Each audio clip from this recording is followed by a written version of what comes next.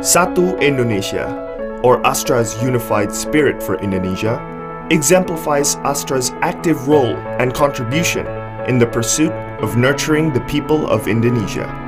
It brings every commitment, venture, and work under a common framework and creates added values for the nation's progress. Throughout the years, since founded in 1957, Astra has consistently shown real contribution, dedicated to move Indonesia forward. As a company, Astra has grown and today manages over 180,000 employees and over 200 subsidiaries across the archipelago. In line with one of Astra's corporate philosophy, Catur Dharma values, to be an asset to the nation, Astra has an unwavered commitment to social contributions for Indonesia. The company's endeavors in this regard are designed to be effective and robustly structured, identifying 4 pillars of Astra untuk Indonesia Sehat, Astra untuk Indonesia Cerdas, Astra untuk Indonesia Hijau, and Astra untuk Indonesia Kreatif. Supported by 9 foundations under the company, Astra makes it a conscious effort to take an active part in and dedicating its ideas and work to the nation for a prosperous and dignified Indonesia. Astra untuk Indonesia Sehat. The well-being of a nation lies on the well-being of its future generations. To ensure it can be achieved, the health of mothers and children are a priority of Astra untuk Indonesia Sehat. Astra is committed to protect and improve their health as they form healthy communities and societies. In turn, Astra believes they determine the quality of our overall well-being. Astra untuk Indonesia Cerdas. Greater access to and improved quality of education and vocational skills open the doors to better life quality. Astra is therefore committed to shaping smart, self-reliant generations. Astra works to tap into the knowledge and skills of Indonesia's human capital. As education in Indonesia is important for Astra, Astra ensures that Indonesian children can benefit from quality education as a tool for them to transform their lives for the better. Astra untuk Indonesia Hijau. A healthy and clean environment are essential for us to move forward in life. Through Astra untuk Indonesia Hijau, Astra acts upon its commitment to creating a healthy, safe, and sustainable environment. With global warming presenting real threats to our planet's survival, Astra is actively involved in various programs for a greener Earth as part of its contribution to improving the quality of our environment. Our planet and the future await us and the millions of other beings on Earth. Astra untuk Indonesia Kreatif. Through Astra untuk Indonesia Kreatif, Astra is on the ground working alongside communities to improve their prosperity by helping and facilitating small and medium businesses all over Indonesia. Astra provides training, coaching, funding, and equipment suited to the needs of the beneficiaries with one goal in mind: raising the nation's prosperity by creating excellent human capital and decent jobs. 133 Kampung Berseri Astra across 34 provinces focus on the development of villages based on 4 pillars, which include entrepreneurship, health, education, and environment. Kampung Berseri Astra continues to be developed based on the numbers and concepts towards Desa Sejahtera Astra. Satu Indonesia Awards. Satu Indonesia Awards is a form of appreciation towards the Indonesian youth who have the initiatives and idealism to share and create benefits for the communities. The awards have 5 main focuses, which include health, education, environment, entrepreneurship, and technology. Since March 2020 until today, Astra, through Nurani Astra, maintains its commitment to help the government, frontline health workers, and the community in facing the COVID-19 pandemic in Indonesia.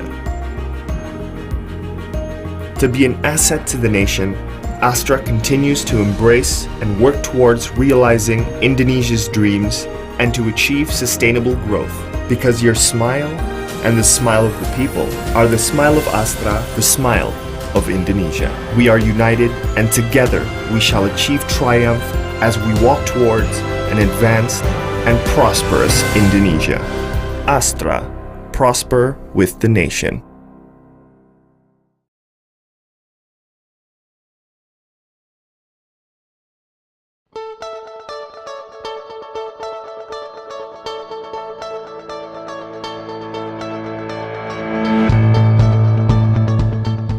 the Faculty of Economics and Business, University of Indonesia, FEB UI, is a modern, dynamic, and welcoming campus, a place to study for the nation's future leaders.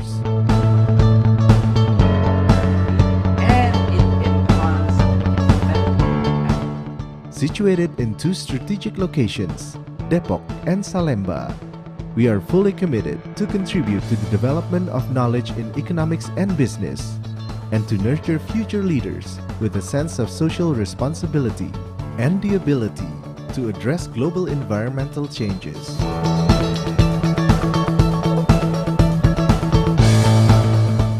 For over 65 years, we have produced the country's best graduates that will potentially play important roles both in the Indonesian government and the private sector.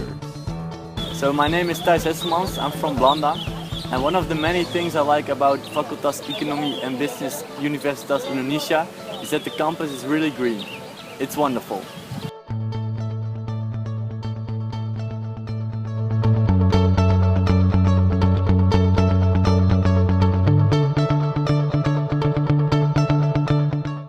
In the future, we are aiming to become Asia's leading economics and business learning center, which contributes to the development of Indonesia and the global community.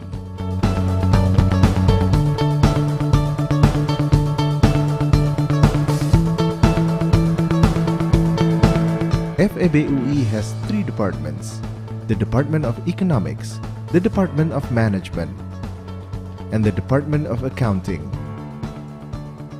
with specified courses such as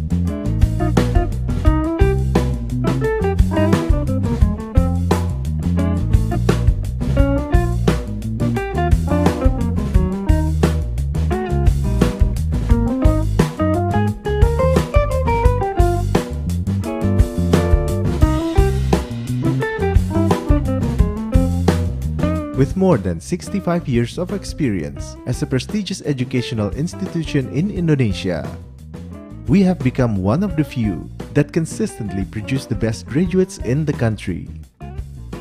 The development of FEB UI is not only limited in the standard degree education, but also in non-degree education, research, and consulting. Through cooperation, we always strive to provide benefits for both parties involved. Hi, I'm Narumi Ishikawa from Japan Chiba University. Thank you for FEB to expanding my knowledge. Thank you for Universitas Indonesia. Terima kasih banyak. Currently, there are plenty of FEB UI graduates who occupy key positions both in the government and private companies, local and international. The Faculty of Economics and Business University of Indonesia welcomes the entire academic community with open arms to achieve a bright and successful future together. Part of FEB UI. Be part of FEB UI for a better future. FEB UI, massive campus with great people and unique local food.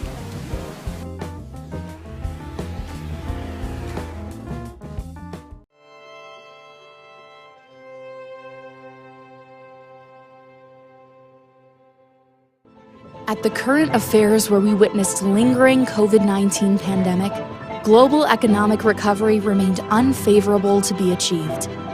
Global inequality rise to a level that never seen in the past decade. Mobility restriction policies resulting from COVID-19 prevention measures have disabled many communities to fulfill their daily needs. Risks of divisions between social groups exacerbated as the threat of scarring effect to the future generations, as well as increased risk of systemic default that put financial sector under pressure, have made the exit strategy from COVID-19 pandemic even more challenging to be executed.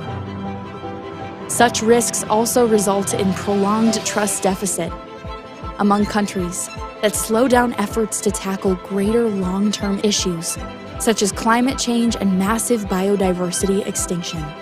All of these phenomena need to be followed with better formulation of economic and policy approach under one coordinated action. The Think 20, or better known as the T20, is the G20's official engagement group that connects think tanks worldwide. The T20 serves as a global ideas bank, bringing together experts from the most relevant think tanks and research institutes worldwide. The T20 develop and communicate research-based policy recommendations to the G20 leaders. In its 10th year, the T20 under the Indonesian presidency will be present to systematically produce practical policy proposals for G20 decision-makers.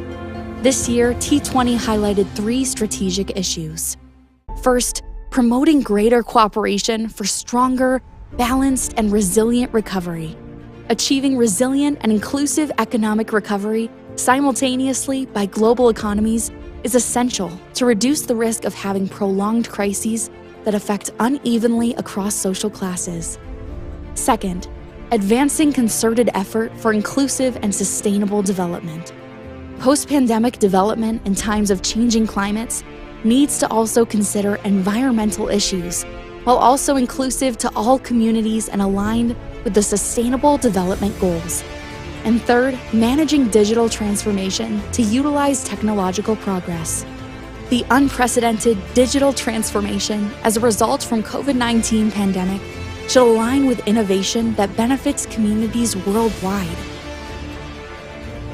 These strategic issues will be discussed further by think tanks across the world under the coordination of T20 Indonesia's 9 task forces.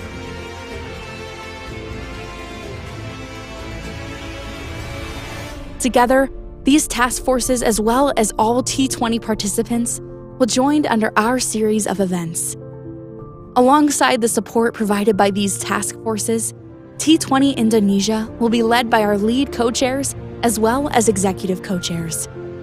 The T20 Indonesia, hosted by the Center for Strategic and International Studies and the Institute for Economic and Social Research, University of Indonesia, both are think tanks that play important roles in policy-oriented research. Recover together, recover stronger.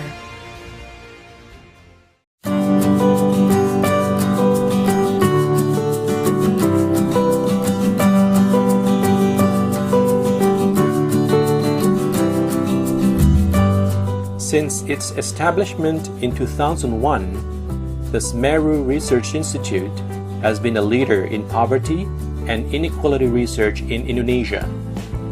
As an independent institution, we provide accurate and objective analysis on various socio-economic and poverty issues considered most urgent and relevant for the people of Indonesia.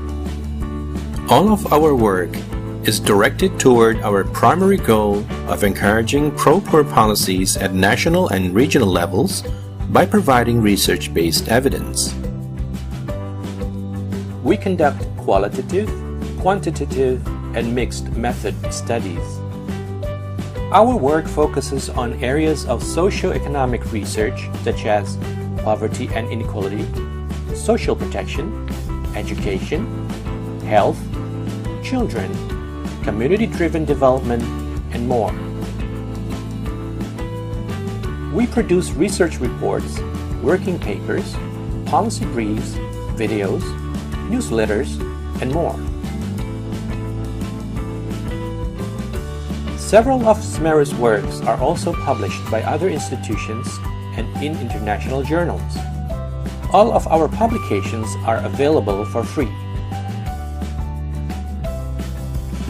We also present our findings and recommendations at conferences and seminars, many of which are live streamed through our website. Semeru's interactive poverty and livelihood map of Indonesia details the poverty estimates and livelihood conditions of all the provinces, districts, sub-districts, and villages across Indonesia. The map presents the 2010 poverty estimates of the general population, as well as children below 18 years of age, using the national poverty line, as well as the international poverty line of $2 per day. This free and publicly accessible tool is invaluable for poverty reduction and social assistance programs, particularly for geographical targeting at the sub-district or village level. Semeru manages Indonesia's most comprehensive online database of almost 3,000 national and regional non-governmental organizations or NGOs.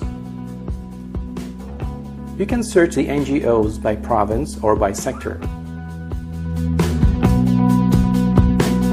Semeru's research is used by the government, other researchers and scholars, non-governmental organizations, development partners, and more. We are active in promoting evidence-based policy both in Indonesia and abroad, and help to create an environment conducive to this. In addition to these activities, Semeru is currently moving toward financial sustainability. We are working toward pro-poor policies in Indonesia and supporting an evidence-based policy environment that will help Indonesia's poorest and most vulnerable citizens. For more information on Semeru and our services, please visit www.semeru.core.id.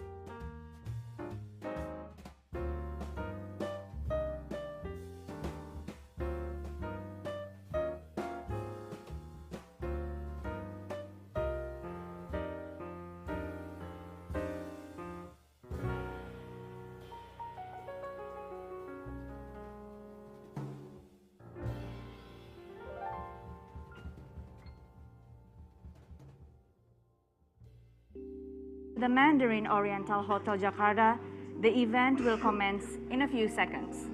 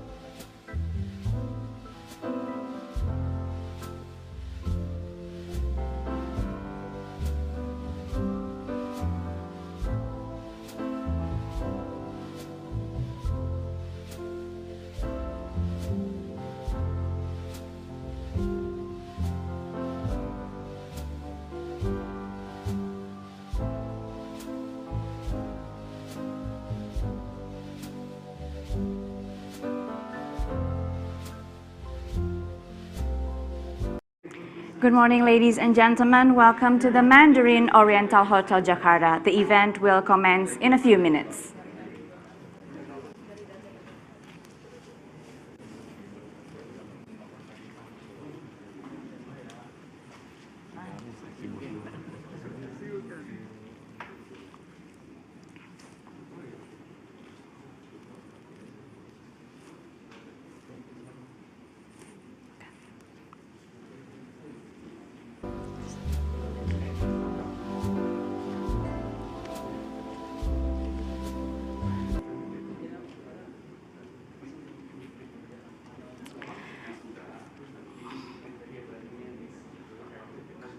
Distinguished guests, ladies and gentlemen, we are pleased to welcome you to the T20 Task Force 5 side event on multidimensional poverty, a commitment towards reducing poverty in all its forms.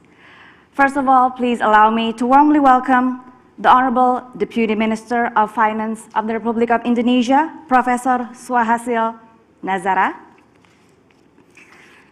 the Honorable Head of the Fiscal Policy Agency, Dr. Febrio Kacaribu, the Honorable Rector of the Universitas Indonesia, Professor Ari Kuncoro, PhD, Dean of the Faculty of the Economics and Business, Universitas Indonesia, Dr. Teguh Dartanto, Lead Co-Chair of the T20 Task Force 5, Dr. Asep Suryahadi, Professor Sabina Alkire, Director of OPHI from the University of Oxford, Professor James Foster from the George Washington University,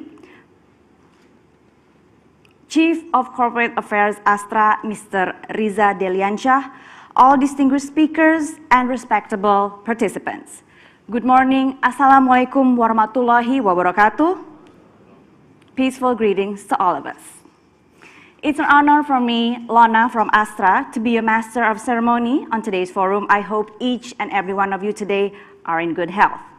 Before we start, we humbly request to our honorable speakers and participants to stand together for Indonesia's national anthem.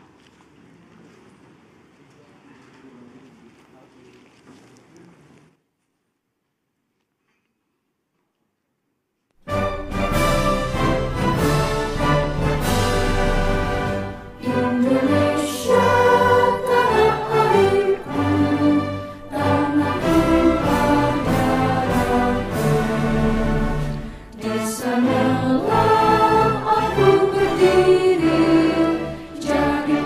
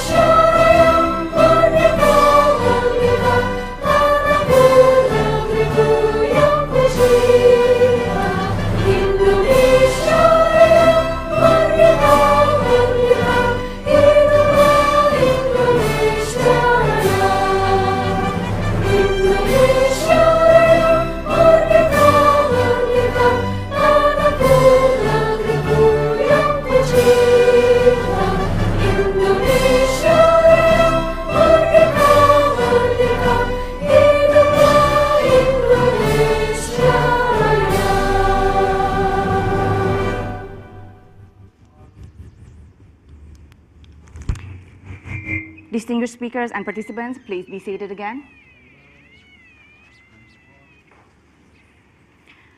Honorable speakers, guests, ladies and gentlemen, this T20 Task Force 5 special side event is organized as a joint event between the T20 Task Force 5 team, the Faculty of Economic and Business Universitas Indonesia, SMERU, and the Oxford Poverty and Human Development Initiative, or OPHI, from the University of Oxford. Astra is also a collaborating partner in the implementation of this event. As today we have several agendas, allow me to read briefly the rundown for today's side event. Soon this event will open by His Excellency Professor Ari Kuncoro, Rector of Universitas Indonesia. Following, we will humbly welcome His Excellency Professor Suahasil Nazara, Vice Minister of Finance, to deliver our first keynote speech. These opening and keynote remarks are followed by our first keynote policy dialogue, and at 10:45 we will have a break and participants will be invited to join our parallel panel sessions both online and offline. After lunch, we will then come together in our main room to welcome Dr. Febrio Kacaribu, Head of the Fiscal Policy Agency, to deliver our second keynote speech. And by our second keynote policy dialogue with Professor Bambang Brojonegoro, Dr. Khatib Basri, Dr. Sudarno Sumarto, and Professor Jenny Foster. We will then enter our second parallel panel discussion, and our event will be closed by Her Excellency Maria Ohisalo, Minister of the Environment and Climate Change of Finland. As we have a jam-packed event today, without further ado, I humbly invite Professor Ari Kuncoro to officially open our event. Ladies and gentlemen, please give a warm welcome to Professor Ari Kuncoro.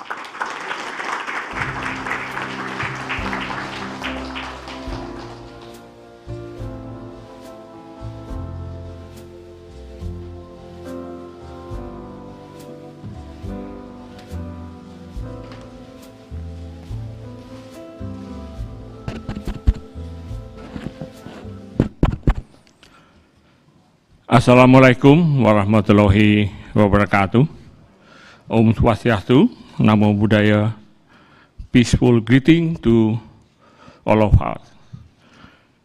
The Honorable Vice Minister of Finance, the Republic of Indonesia, Professor Suahasil Nazara, the Honorable Head of the Fiscal Policy Body, Dr. Febrio Kacaribu, Dean of the Faculty of Economics and Business, Universitas Indonesia, Dr. Teguh Dartanto, PhD, Lead Co-Chair of the T20 Task Force 5, Dr. Asep Suryahadi, Professor Sabina Alkire, Director of OPHI, the University of Oxford, Professor James Forster, the George Washington University, Professor Bambang Brojonegoro, Lead Co-Chair of T20, Dr.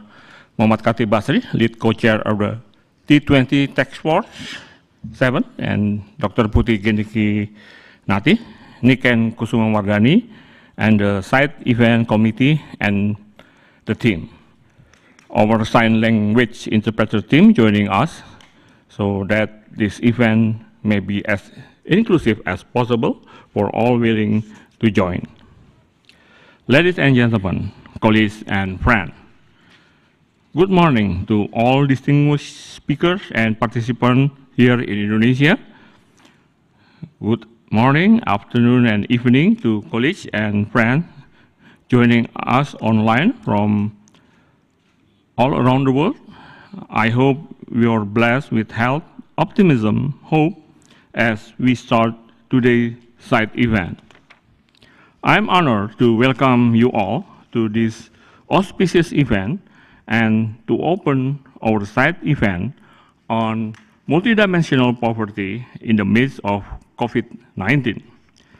This side event is held through great collaboration within the T20 Task Force 5, the Faculty of Economics and Business Universitas Indonesia, and the Oxford Poverty and Human Development Initiative, the University of Oxford.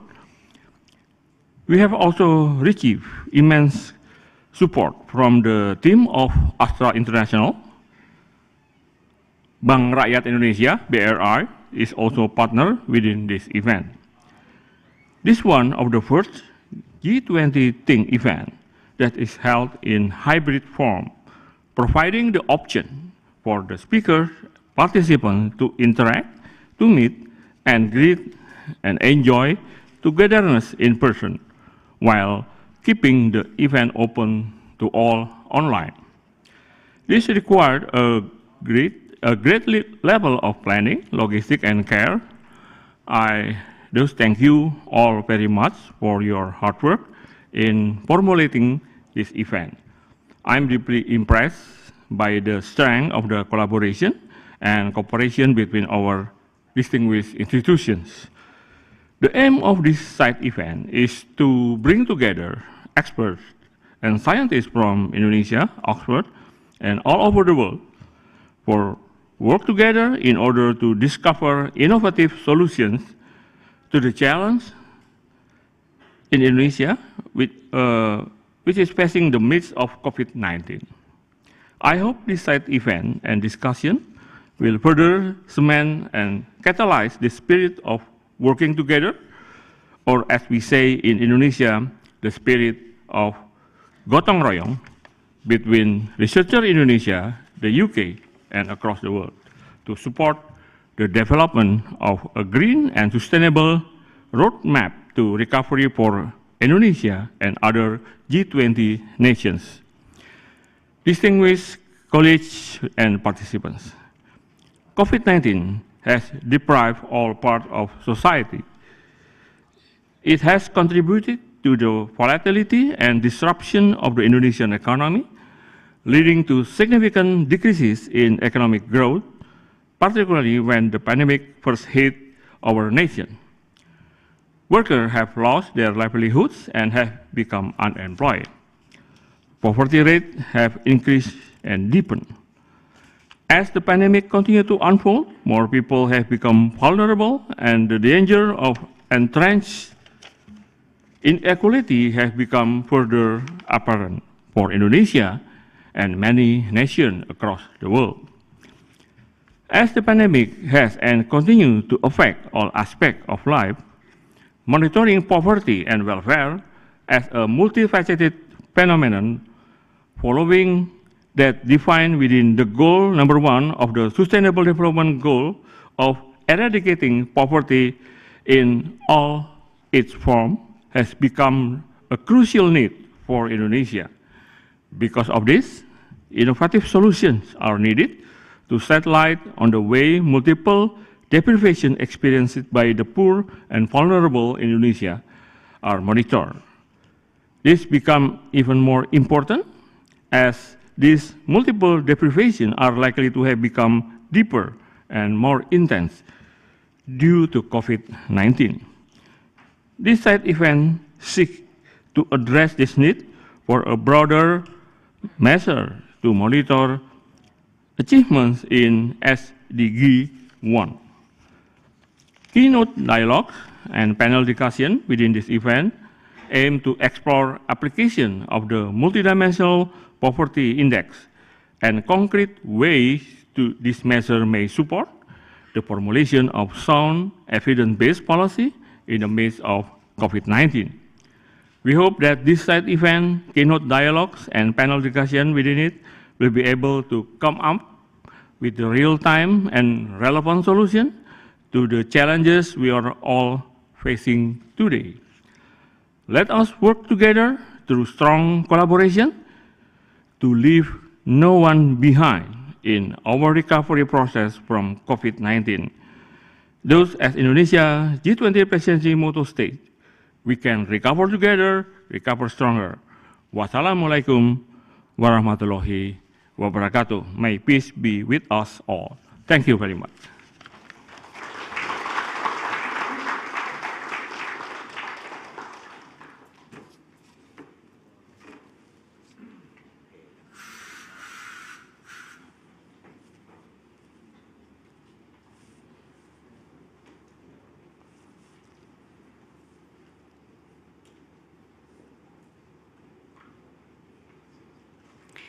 Thank you for Professor Kuncoro for the inspiring words on the need of collaboration, so how we need it to face the challenges that Indonesia are facing. Distinguished guests, ladies and gentlemen, we now welcome Professor Suahasil Nazara, Vice Minister of Finance of the Republic of Indonesia, to deliver our first keynote speech. Ladies and gentlemen, please welcome Your Excellency, Professor Nazara.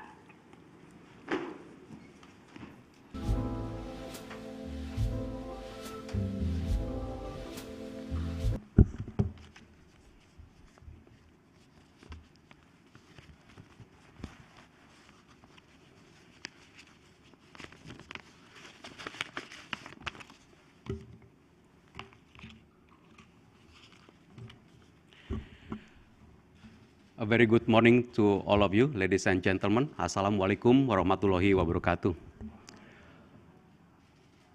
Professor Ari Kuncoro, Rector of Universitas Indonesia, and also colleagues from Universitas Indonesia, the Dean, Pak Teguh, and also colleagues from Astra, Pak Riza, Pak Tony, Bu Ida. Very good morning. I would like to especially mention Professor Sabina Alkire. Welcome to Indonesia. Also colleagues from Oxford and others. Professor James Foster from GW.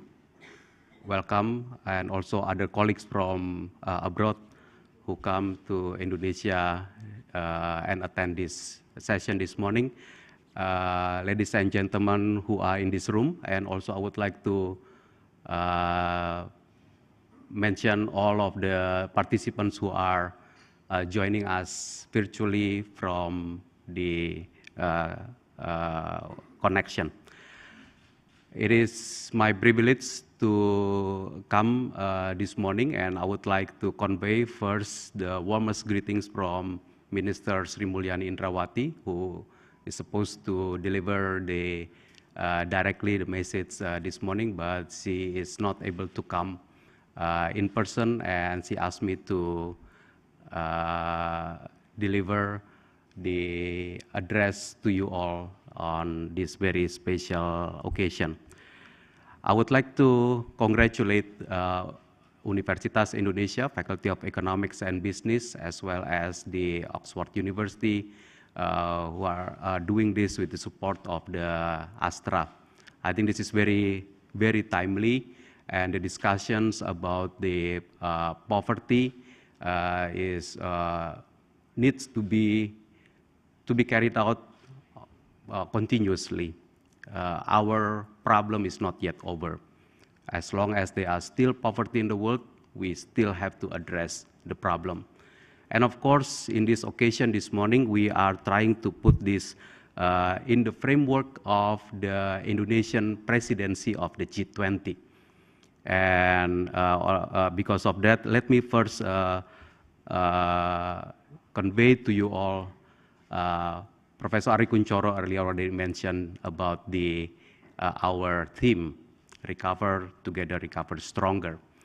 And in the G20 setting, the discussions on what is discussed by the head of states, by the two tracks of financial tracks and also the Sherpa tracks in the G20 setting, they are all related to development.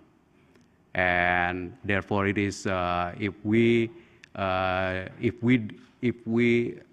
categorize it further, then a lot of dimensions of development needs to be addressed and needs to be discussed by the leaders, by the head of states, by the ministers, senior officials, and they all need inputs from the technocratic points of view.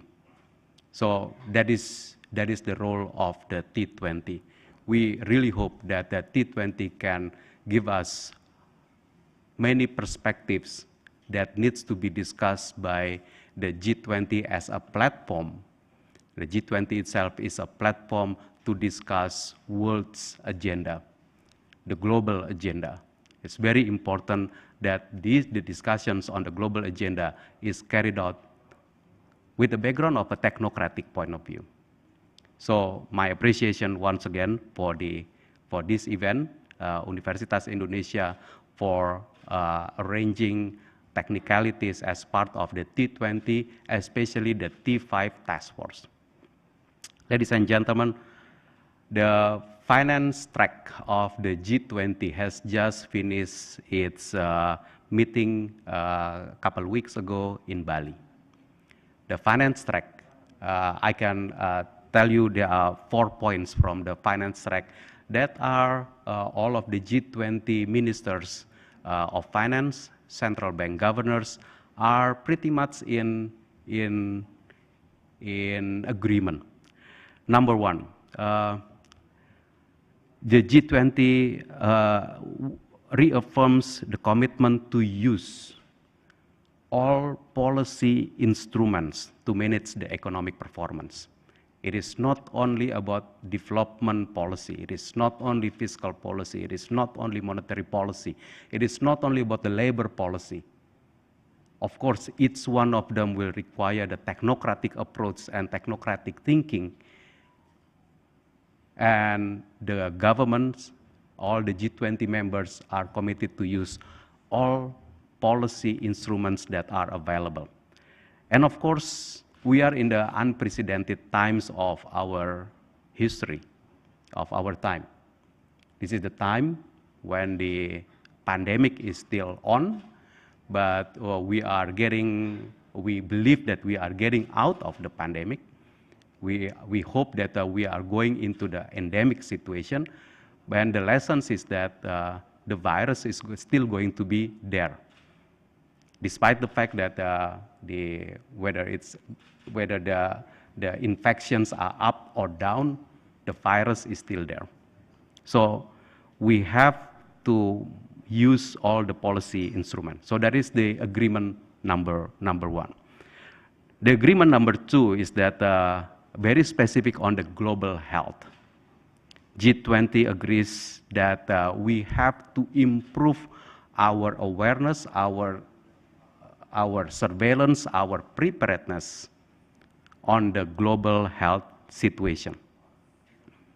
I think this is also unprecedented. Never before in history, I believe that most of you who are in this room a lot of you are paying attention to poverty, and a lot of you has the background of economics. 5 years ago, if we teach macroeconomics in our class, I believe no professors actually mention about virus. It is beyond the macroeconomic things. But today, economics and health, I think it cannot be separated. And we even have to think, because I'm talking to my colleagues from the Faculty of Economics and Business, it's beyond the economics. Beyond economics.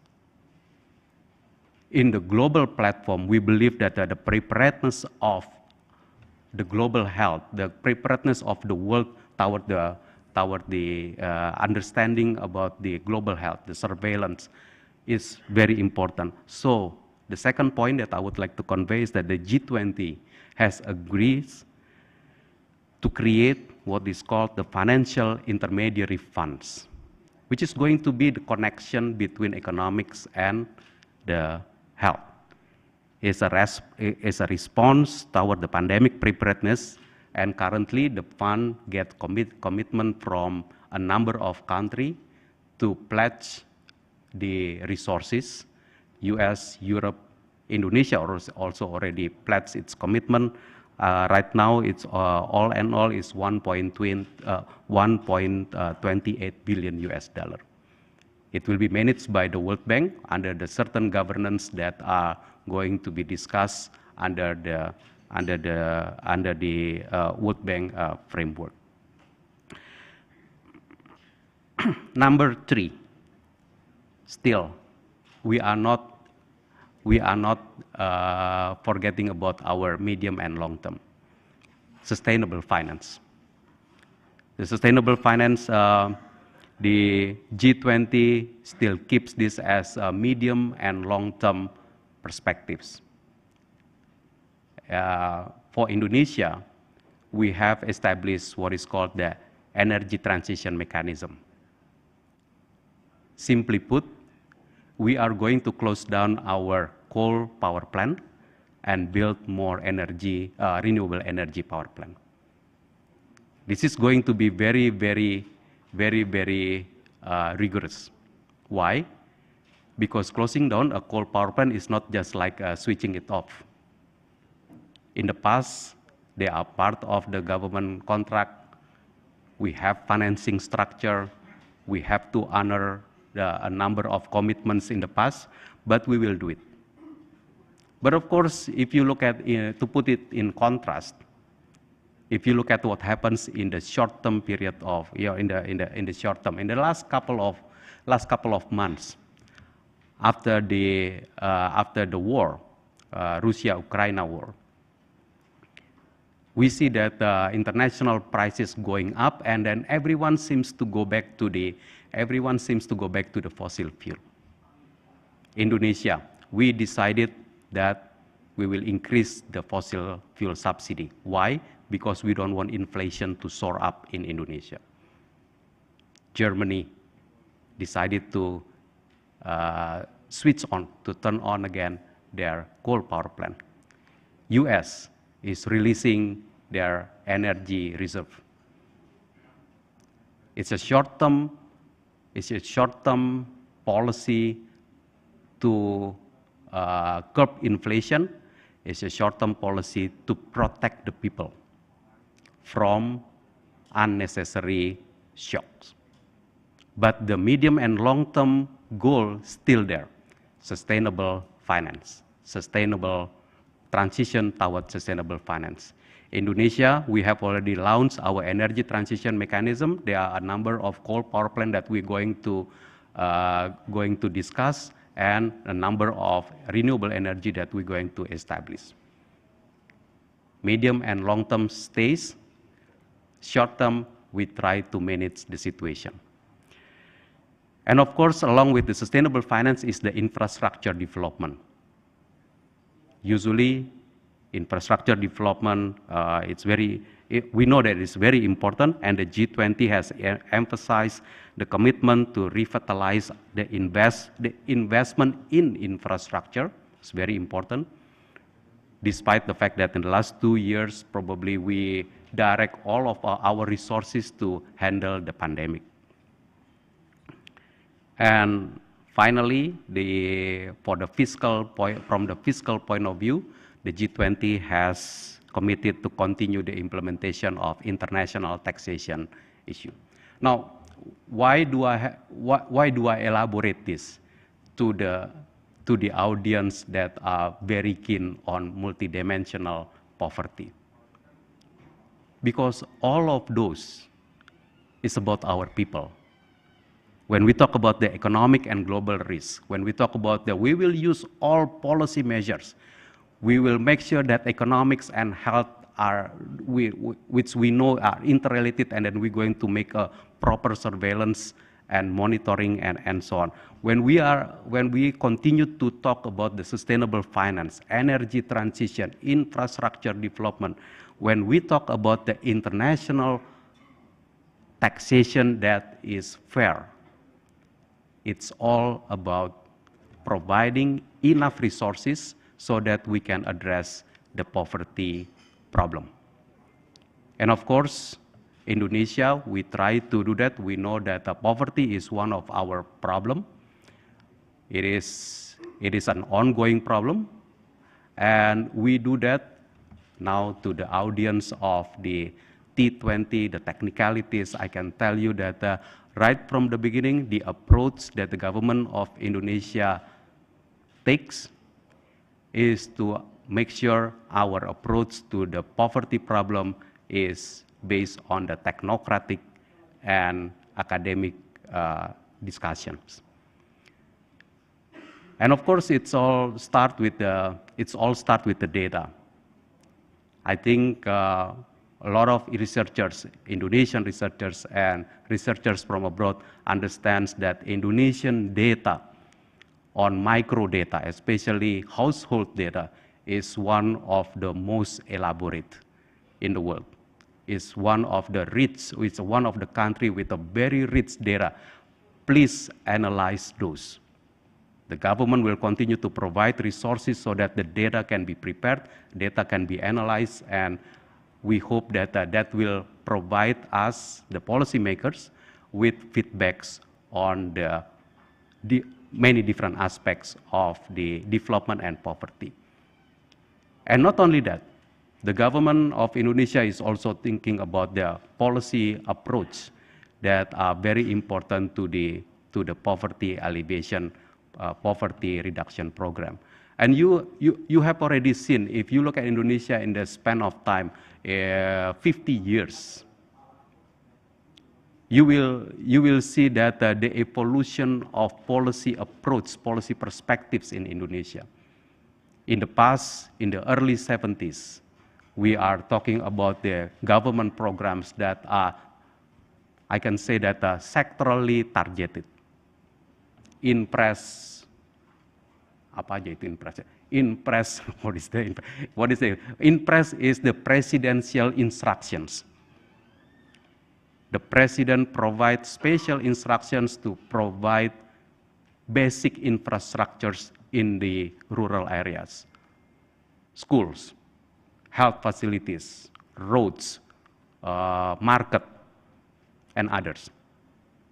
And these are evolving. It's changing over time.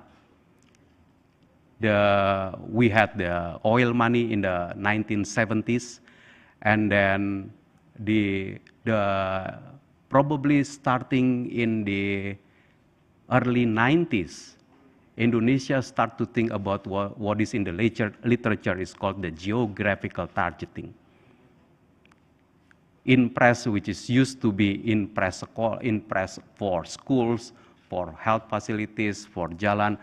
Then all of a sudden in the 1990s, it emerged as an impress of backward villages, impress desa tertinggal, which is a geographical targeting, not specific sectoral targeting. It's a geographical targeting. And then it's evolving again. And with the support of many multilateral development banks, the evolution changes into the community-driven development program, geographical targeting with the community development program, the CDD programs. And then after that, it continues to what we have now, the direct money that is sent by the central government directly to the village level. It's a direct transfer to the village account. And that's what we are doing now. It is about, I think at the current rate is about 2 or 2.2% of our budget. Direct transfer from central government's account to the village account. 75,000 villages, we provide those money. The use of that money is up to the village. Certain manual is there, it's up to the village. And the village needs to must use that by way of the village discussion or the community deliberations. So that is one of the I can tell you there is no name. We know that it's called the village fund dana desa, but I believe it is one of the biggest community-driven development program in the world. Previously, it was PNPM, the Program Nasional Pemberdayaan Masyarakat. Now, we don't call it any name for the program. It's just part of the government. The government transfers to the region. Now, in the mid-2000s, I think it's, to be exact, maybe it's 2005, the government started to think about the new the new logic of poverty alleviation program. Very specifically, household and individual targeting. 2005. In 3 months' time, the government of Indonesia gave an instructions back in 2005 to our central statistic, to the Indonesian Statistics Office, collect the data of household names and addresses.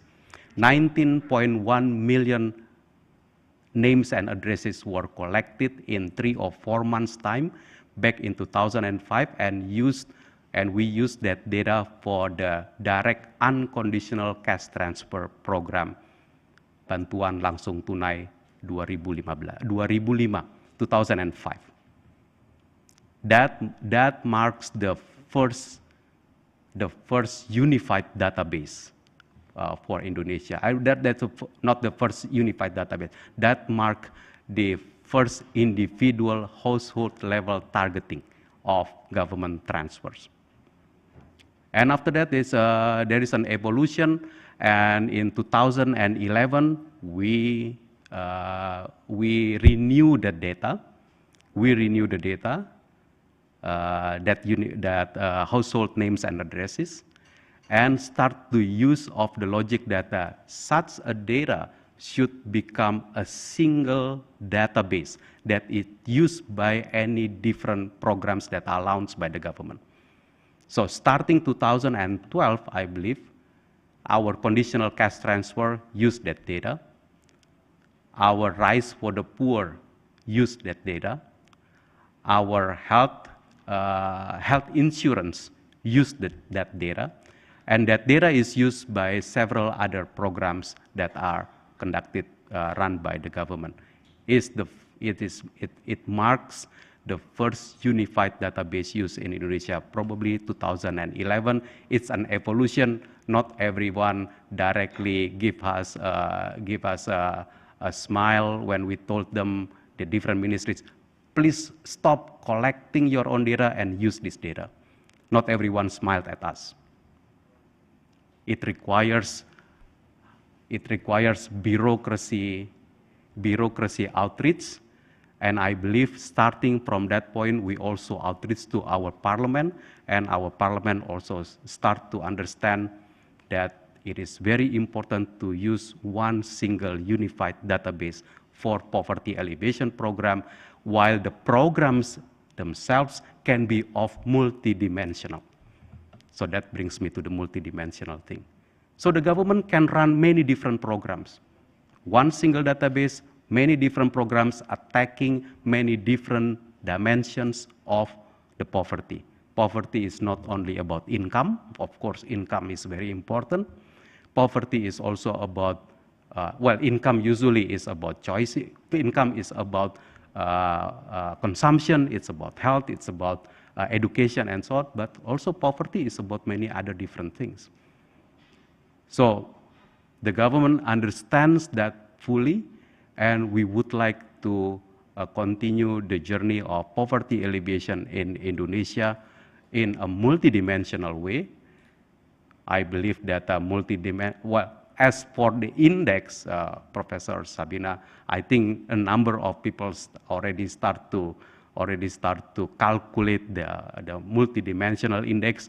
Probably Professor James Wasser, the FGT index is way more embedded in the government of Indonesia's policymaker. We produce the P0 twice a year. We produce P1, P2, and so on a number of times in a year. Please continue with the refinement of the index. We also calculate the Human Development Index.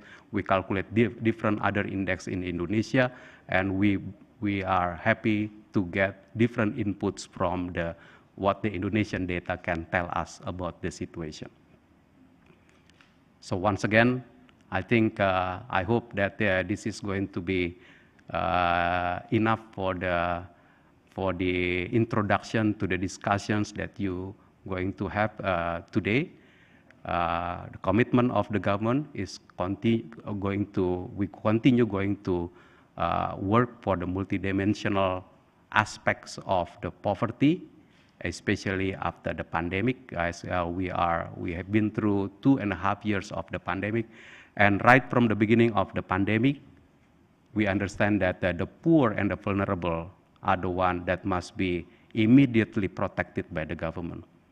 So the evolution since the 1970s, as I described to you earlier, is a foundation for us to step up all of the needs that we have to take during 2020. We increase our conditional cash transfer. We create the protection for the poor and the vulnerable, not only from the household side, but also on the business side. We protect the small, micro, and small, medium enterprises. We issued all the regulatory relaxations, taxation relaxation, as well as financial sector relaxation, with the perspectives of protecting the poor, the vulnerable, and the micro and small enterprises. I believe later different perspectives will appear for the discussion. Let me stop here for the address. I hope once again it will be a good introduction to the discussion. Once again, welcome to all participants that are coming from abroad. I really hope that despite the fact you will spend most of your days today here in the room, but you will have time to explore Jakarta. I really hope that you will be able to visit other parts of Jakarta and hopefully other parts of Indonesia as well. Indonesia right now is completely open and you can visit any place in Indonesia, and we encourage you to do so. Thank you very much once again for your attention. Wassalamualaikum warahmatullahi wabarakatuh. Thank you, Professor Nazara, for your inspiring words, bringing us all in hope for a brighter future for Indonesia and other G20 nations. And to all distinguished speakers, as Professor Nazara mentioned, do not forget to explore Jakarta or other cities in Indonesia. Thank you very much, Professor Nazara. We appreciate your time for today. You may proceed to your next agenda. Honorable speakers, ladies and gentlemen, this T20 Task Force 5 special side event is organized as a joint event between the T20 Task Force 5 team, the Faculty of Economics and Business Universitas Indonesia, SMERU, and the Oxford Poverty and Human Development Initiatives, and collaborating partner with Astra. Today is one of the first G20 T20 events to be held in a hybrid form, allowing speakers and participants to come together in person following the health protocols, whilst also being open to all online. We also have 6 sign language interpreters with us today, as the aim of this event to be inclusive for all willing to join us. Distinguished guests, ladies and gentlemen, we will enter the next agenda. Keynote Policy Dialogue with Dr. Teguh Dartanto, Dr. Asep Suryahadi, and Professor Sabina Alkire. I now invite Dr. Nati to moderate the session. Dr. Nati, the floor is yours.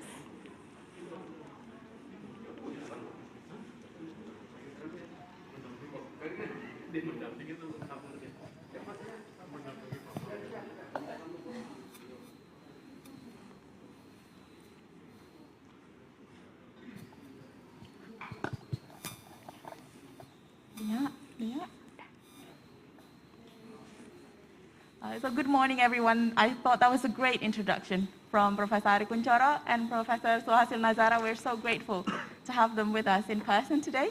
I think before I start, I would be humbled to invite our key speakers for this keynote dialogue, Dr. Teguh Dartanto, Dr. Asep Suryahadi, and Professor Sabina Alkire. Please join me.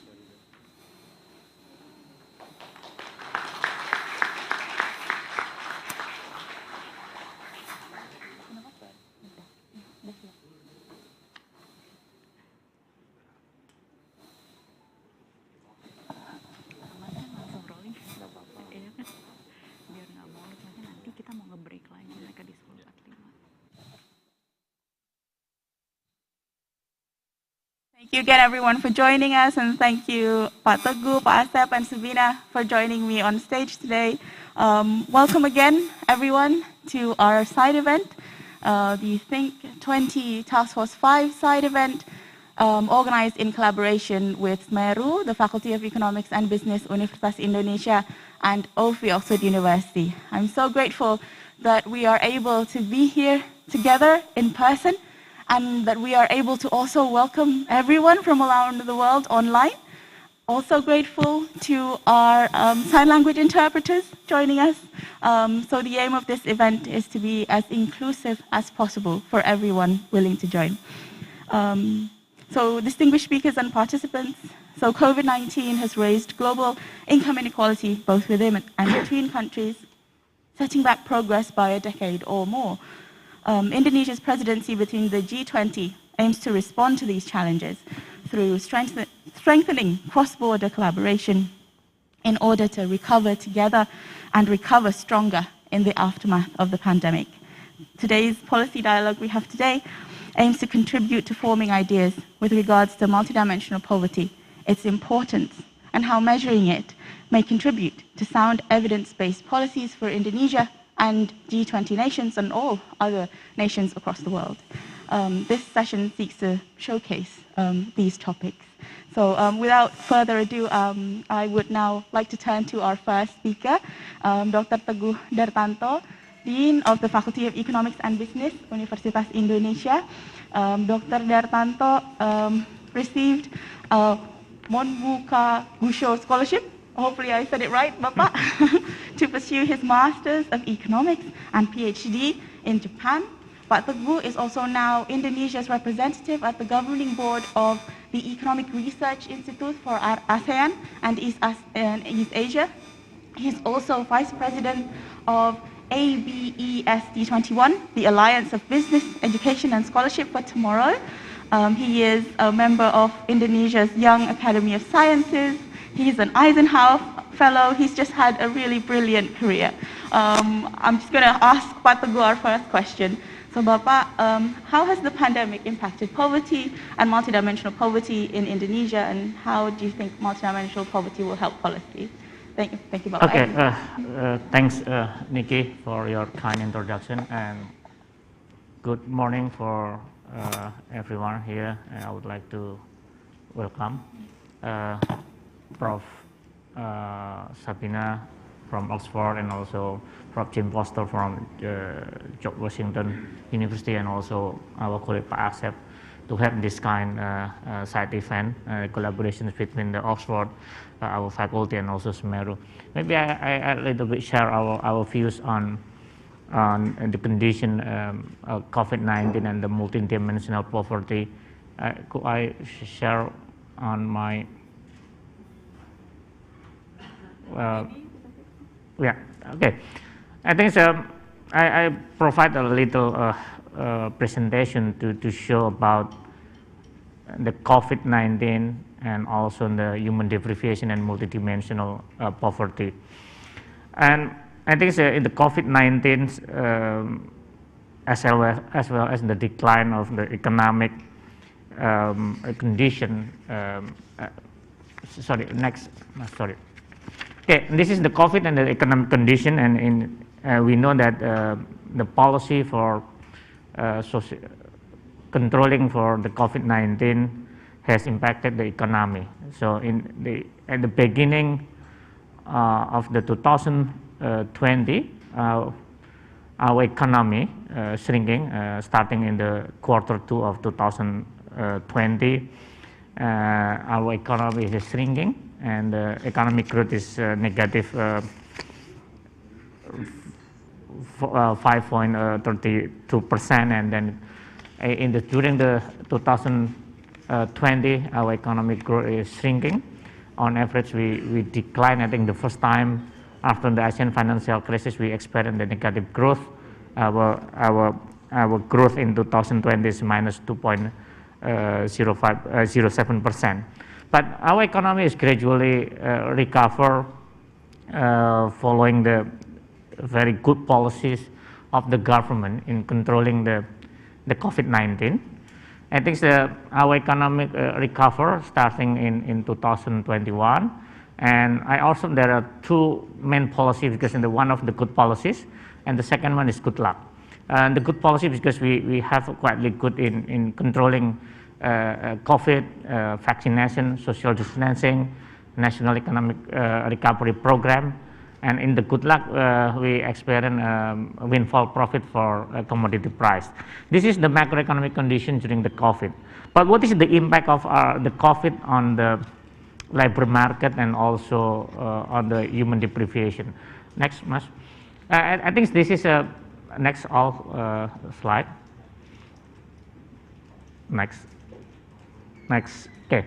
This is the decline of the economic condition in 2020, and also COVID's condition that restriction on the people mobility, and there is also the closure for the firm and the economic activities have impacted around almost 29 million workers affected by the COVID-19, and 2.5 or 2.6 million people being unemployed, and 24 million people reducing working hour. And next, Mas. And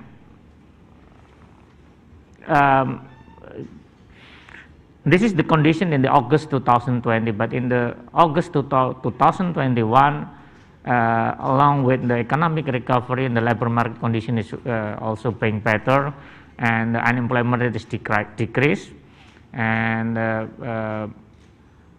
open unemployment decreased, unemployment number of the people being unemployed also decreased.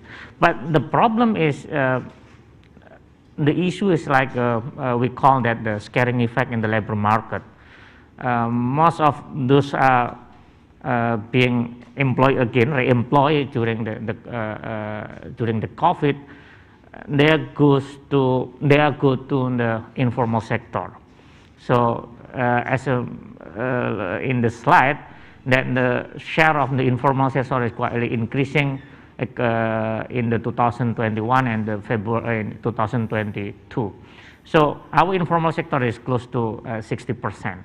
So I think this is not good because this is many complication of this share.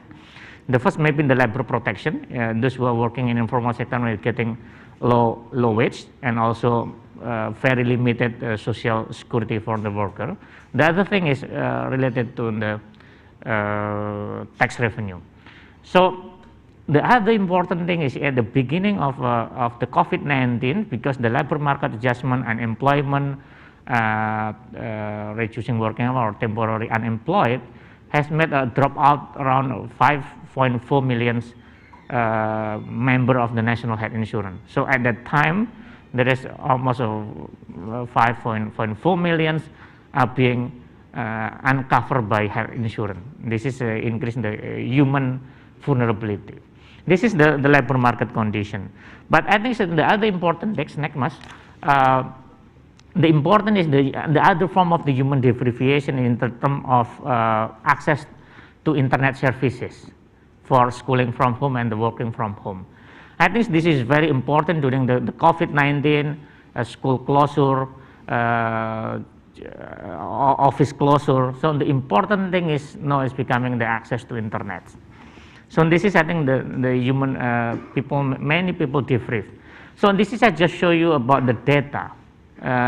This is we split the household in Indonesia becoming the 10th group, and the first group is the poorest, and the first is the poorest, and the 10 is the richest. So look at this condition that only 2 out of 10 children in the poorest households don't have access to internet. So if the schooling from home, they cannot do anything. They cannot attend the school. So there is a gap compared to the richest one that 6 out of 10 they have the access to internet. So I think this is very important that in the current situation that the internet access is becoming the basic needs. So those who don't have the access, they will be out of the world, I think, because they cannot do learning or schooling. So this is the condition. The second one, during the COVID-19, housing is has the significant role on their daily activities, because house is becoming function not only home, but function as the facility. It's like the office, the function as the school also. So the housing must be enough space and also well equipped with the health protocol and also some utilities, internet connection. So this is the two things that this is very important during the COVID-19, that the house functions differently compared to the pre-COVID, because maybe in the previously only just as a home. Now it's becoming as the facility for those who have to be isolated or something like that, if they don't get isolation in the hospital or the other place. House is becoming the isolation area, and school facilities, because kids doing the schooling from home, they have to enough space. If they in one room, 3 or 2 students, maybe different level, maybe it's very difficult, and also office for the parent. So this is like the two things that the very important thing to about the COVID-19 change the what's so-called basic needs. Next. So I think this is just looking, showing you about the economic condition, labor market condition, the new basic needs in the life. But this is our government report from the Central Statistical Office, that the poverty is increased during the COVID-19, and until March 2022, the condition is not back. Our poverty condition is still higher compared to the pre-COVID condition. So yes, there is a significant increase in March 2020, along with the shrinking in the economic condition. But when the economic gradually recover, and also the poverty also decrease. This is also followed by poverty gap index, and also on the square poverty gap index, that during the COVID, the condition poverty gap index, square poverty gap index is also increased. But the question is, this measure is in the context of the current situation, in the COVID condition, should like the monetary poverty can capture the real deprivation? This is the question, I think. The condition is changing. The condition is changing. The single measure is enough to capture the human deprivation. Yeah, many people say yes, but I think it's not enough. So I think we should go back to the philosophy of the what is the human deprivation itself, what is the poverty itself. Next, but I think we follow the sense that poverty must be seen as the deprivation of the basic capabilities rather than merely as slowness of income or expenditure. So I think that we have to back to the philosophical idea, what we call the poverty. So I think the human deprivation cannot be measured in one single dimension. So I think there is no fast growing, Nikki, for the measurement of the multidimensional poverty. I think it's not only Sabina, Professor Sabina from Oxford with the UNDP. I think the banks also trying to accommodate with the multidimensional poverty measure. Next. I think this is just to give you the overview that even though maybe different dimension and different indicator that used by the bank compared to the UNDP and also Professor Sabina, I think that the growing for awareness about that measuring the human deprivation using multidimensional measurement is now is becoming common. I think in our central statistical agency also trying to measure, but not officially released yet. I think so. This is the bank measurement on the multidimensional poverty. They don't call poverty index, but the poverty measure using like the 3 dimension. Monetary, using the 1.9 PPP per person, and education, school enrollment, and also completed the primary year, and also the access to basic infrastructure, like access to drinking water, and also sanitation, and also electricity. So based on this condition that, yes, compared to the single dimension that during the COVID-19, based on the bank report, that the multidimensional poverty had gone index, ratio in Indonesia continues to decrease. Yeah, because the problems may be the dimension and also the parameter that you use. So the question is, even though COVID-19 has no effect on the multidimensional poverty had gone, but this is a slow the progress of the poverty reduction.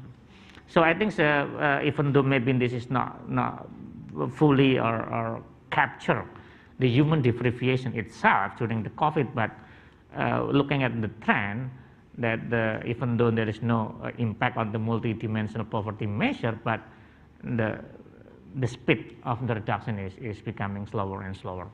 Again, this is like the multidimensional poverty by the bank, but myself and our faculty, Institute for Economic and Social Research at our faculty also trying to monitor the progress of the multidimensional poverty index.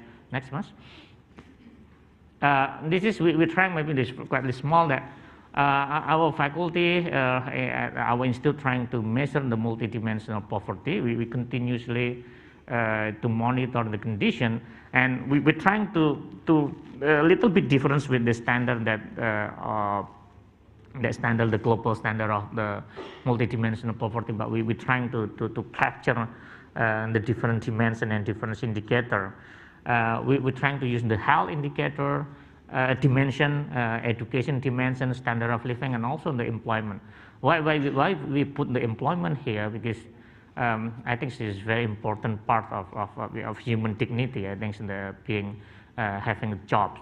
So we're trying to capture this condition in Indonesia, and using the 4 dimension and the several indicator. In the health, we use the attendance. The vaccination is one of the important thing, and health insurance. So this is in the human security and protection. Vaccination, I think, is very important. Okay, 5 minutes. Okay. Vaccination is being very important because no is compulsory. It's not only for child, but all people have to be vaccinated. So, but in this our calculation, we still use only vaccination for the baby, but we can expand and the dimension and also indicator. So in the education, school attendance, years of schooling, and also adult literacy, and the standard of living, and many things we're trying to measure, and we monitor year by year about the condition in Indonesia. What is the result? This is the preliminary result of the condition in Indonesia. Okay, this is the multidimensional poverty in time of the COVID-19. This is a preliminary result. The conditions may be not really bad. There are two reasons why that there is no much decreasing, much increasing in the multidimensional poverty in Indonesia. Maybe the first may be the dimension, also the indicator that we use maybe not really capture the condition of the human differentiation during the COVID-19. But even though there is no clear picture about the condition, how to say, the difference between the normal condition and the COVID condition, because we comparing just 2019 until 2021, but we look at the problems, maybe the headcount still not much changing, but the intensity of poverty is quietly not decreasing, but is quite stable. But if look at the dimension, the contribution of the dimension, we look at that the contribution of the education in the multidimensional poverty is a little bit increase, and also employment. So this is just to give the picture that multidimensional poverty may be the good indicator, the good measure for capturing the human deprivation. But the problem is what's kind of the indicator that really reflects the deprivation itself. This is maybe the last for my presentation. Next, Mas. Okay, the COVID-19 have the adverse impact on the economics, employment, health, and education. And the monetary poverty measure indicates a macro overview of deprivation symptoms, but might not fully shown the area or indicator of the human deprivation. But because there are many discussion, for example, like the official poverty rate published by Central Statistical Agency and versus the social protection distribution. Why this is the number is totally different. You mentioned about the poverty is close to or less than the 10%, but why we distribute a lot of support for the poor until 50%? Because this is two different things. The BPS poverty rate is based on the monetary one, but the social protection distribution is actually following the multidimensional indicator to decide who get the support. So actually, there is no how to say difference. I think Indonesia unofficially already use or officially use the multidimensional indicator to distributing the social assistance, but not as the indicator, poverty indicator. But COVID-19 has created a new form of the deprivation. So such as the digital access. I think so we also measure in monetary indicator that spending internet is also, or phone is included in calculation. But the problem for the digital access is not only usage. This is the problem of network. So if you are living in area in eastern part of Indonesia, maybe you don't have any network. This is the problem. The second problem, even though you have the network, internet network, but if you don't have devices, you cannot access, you cannot attend, or you cannot participate in the schooling. But the last one is in the usage. And this is the COVID-19, we have to think about the urgent need to complement a monetary poverty measure with the multidimensional poverty measure, and what kind of the dimension indicator and threshold that can be adopted to be better represent as is human deprivation in the region, and the future context is very important to be discussed. I think this is my message is clear. This is we have to complement between the monetary as a macroeconomics symptom or indicator for poverty, but we have to complement with the multidimensional poverty that capture the human deprivation itself. Thank you, Nikki. Thank you very much for your attention. Thank you so much, Bapak, for outlining how the pandemic has unfolded and has impacted multidimensional poverty, and yeah, and for your commitment towards measuring it. I now turn to, if it's okay, Dr. Asep Suryahadi, the lead co-chair of Task Force 5. Asep is a senior research fellow at Semeru Research Institute. We're so grateful to have you, Asep. Without further ado, I'll just ask you your question. Asep, could you tell us more about the Task Force 5, how it was formulated, its key themes, and where does multidimensional poverty fit in those themes, and why is it important for you, Asep? Please, the floor is yours, Asep. Thank you, Nikki, for the question.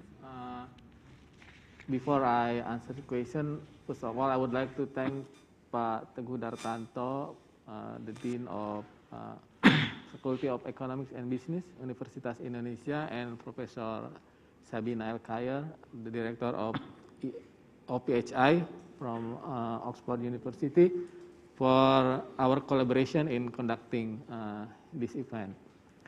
To answer your question, I have prepared some slides. Maybe you can present it.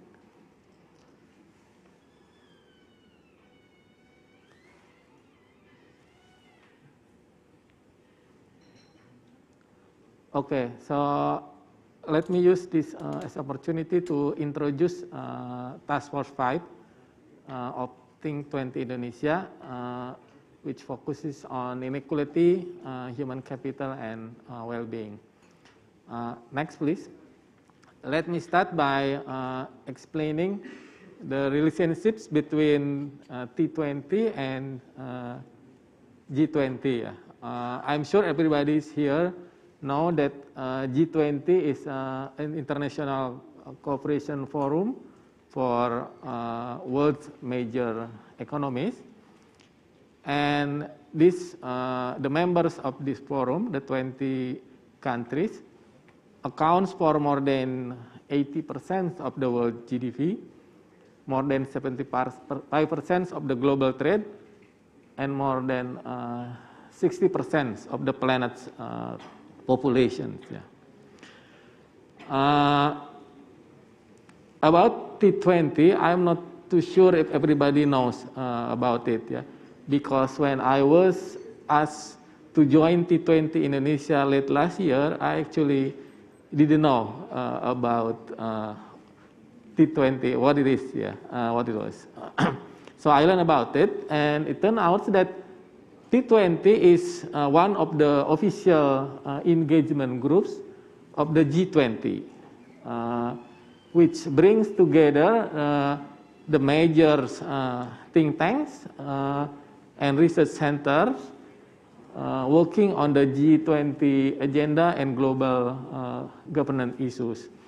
So T20 serves as a global ideas bank, which is a process in which T20 includes hundreds of researchers and dozens of think tanks from around the world, from the G20 member countries. Yeah. And T20 provides independent and analytical recommendation to G20's decision-making process. So we provide inputs to the G20 leaders. Yeah. And we also promote international cooperation by providing more informed but honest and foresight discussion among think tanks and researchers.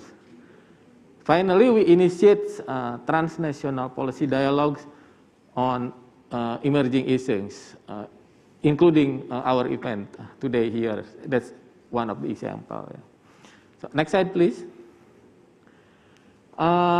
In terms of the main events of T20, there are two. Yeah, the first one is the T20 Extension Conference, yeah, which is usually held at the beginning of the period of presidency. So in the case of T20 Indonesia, we held this in January this year, and it will culminate in a T20 summit where we provide a communique consisting of recommendation to the G20 leaders. And the plan is for the T20 Indonesia, we will hold our T20 summit in early September in Bali. And before that, we have not moved yet. Can we go back? So in terms of the deliverables, in the end, when we have the summit, we will deliver a communique, yeah, the T20 communique, to be delivered to the G20 leaders. And in the process of producing this communique, we work through two deliverables. The first one is we produce policy briefs. Yeah? I will explain later our policy briefs. And the second one, we conduct discussions, yeah, like this. We call it side events. Yeah? And from these two processes, we develop the T20 communique. So next slide, please. Because the areas where T20 is working is quite diverse, yeah, quite large. So T20 is divided into several task forces. Yeah. So basically, it's a working group to address specific issues for each task group. Yeah. Working on issues related to the G20 and T20 priority agenda. Next, please. In the case of T20 Indonesia, we have 9 task forces. Yeah. For example, the first task force is on open trade and sustainable investment. Yeah. And continue until task force 9 on global cooperation for SDG financing. And of course, our own task force here, task force 5, focusing on inequality, human capital, and well-being. So actually, it's very related to the issue of poverty, because well-being is the other side of the coin with poverty. Yeah, when we can address the issue of poverty, we will achieve well-being. Yeah, I think that's our hope. Yeah. Let's continue. So my first job as the lead co-chairs of Task Force 5 in T20 Indonesia is to form a team of co-chairs from around the world, from research centers, from think tanks in G20 countries. Yeah, and I was able to form a team of 6 co-chairs. Yeah, including one from Argentina, Alejandra Cardini, who is an expert on education. We also have Vivi Alatas from Indonesia, an expert on poverty. We also have Professor Santa De Parajan from George Washington University. He's also the former Vice President of the World Bank.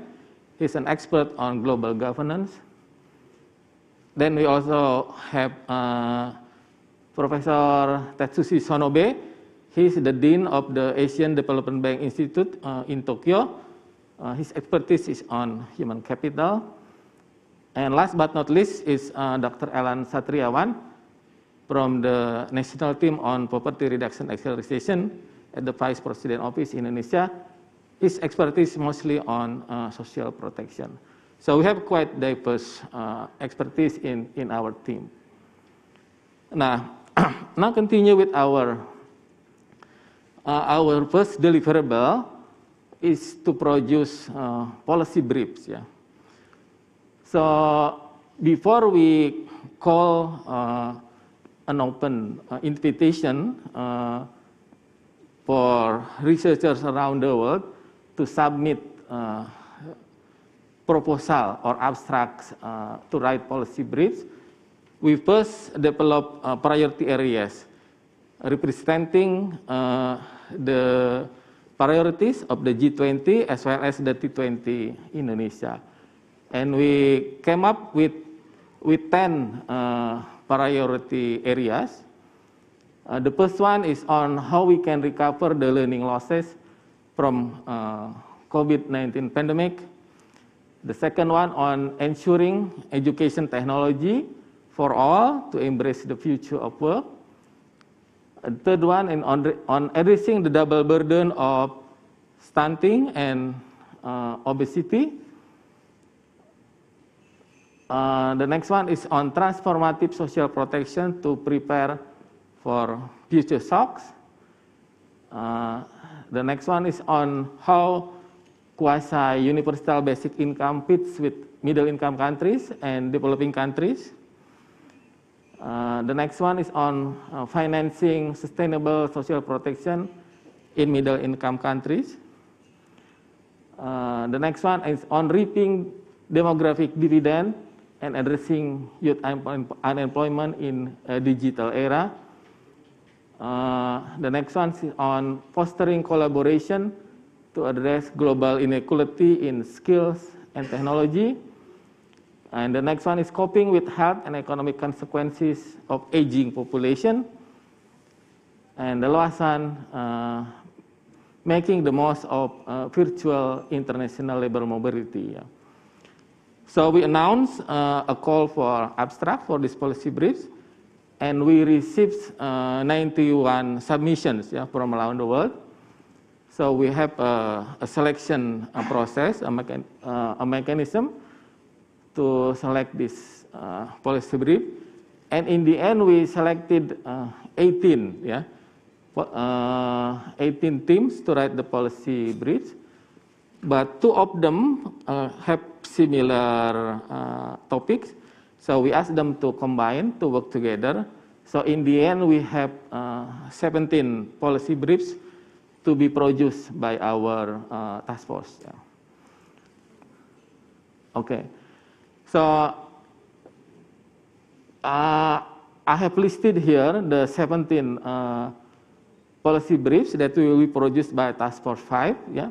I will not go over one by one, but I can tell you this. But these policy briefs provide very important insights, and many of them quite out of the box.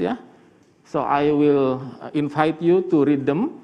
It's not yet available, but it will be available on T20 Indonesia websites by the end of, by T20 Summit in early September.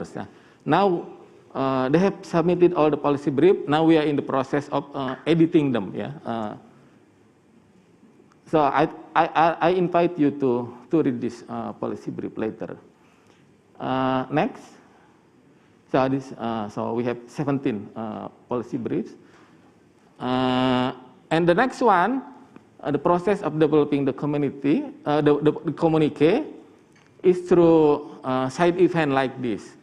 And we have held so far 5 side events. Next slide, please. And the purpose of this side event is to gather ideas, to discuss issues, to help us, the task force, to construct the best recommendation to be included in the T20 communique. So our first side event, next slide, focusing on the future of work. And our first side event was part of the Global Solution Summit, which was held by the Global Solution Initiative in Berlin in March. And from this side event, next please, we have come up with the priority issues, and we also have been able to come up with several recommendations to be proposed for the communique. Next slide, please. The second side event is on rethinking social protection reform in the context of pandemic COVID-19. And we also, next slide please, from this side event, we have come up with the priority area, and several recommendations have been formulated from this side event.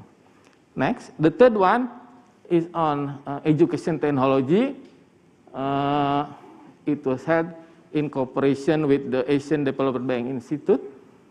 And also from this third side event, we have come up with the priority challenge. Next slide, please, and several recommendations.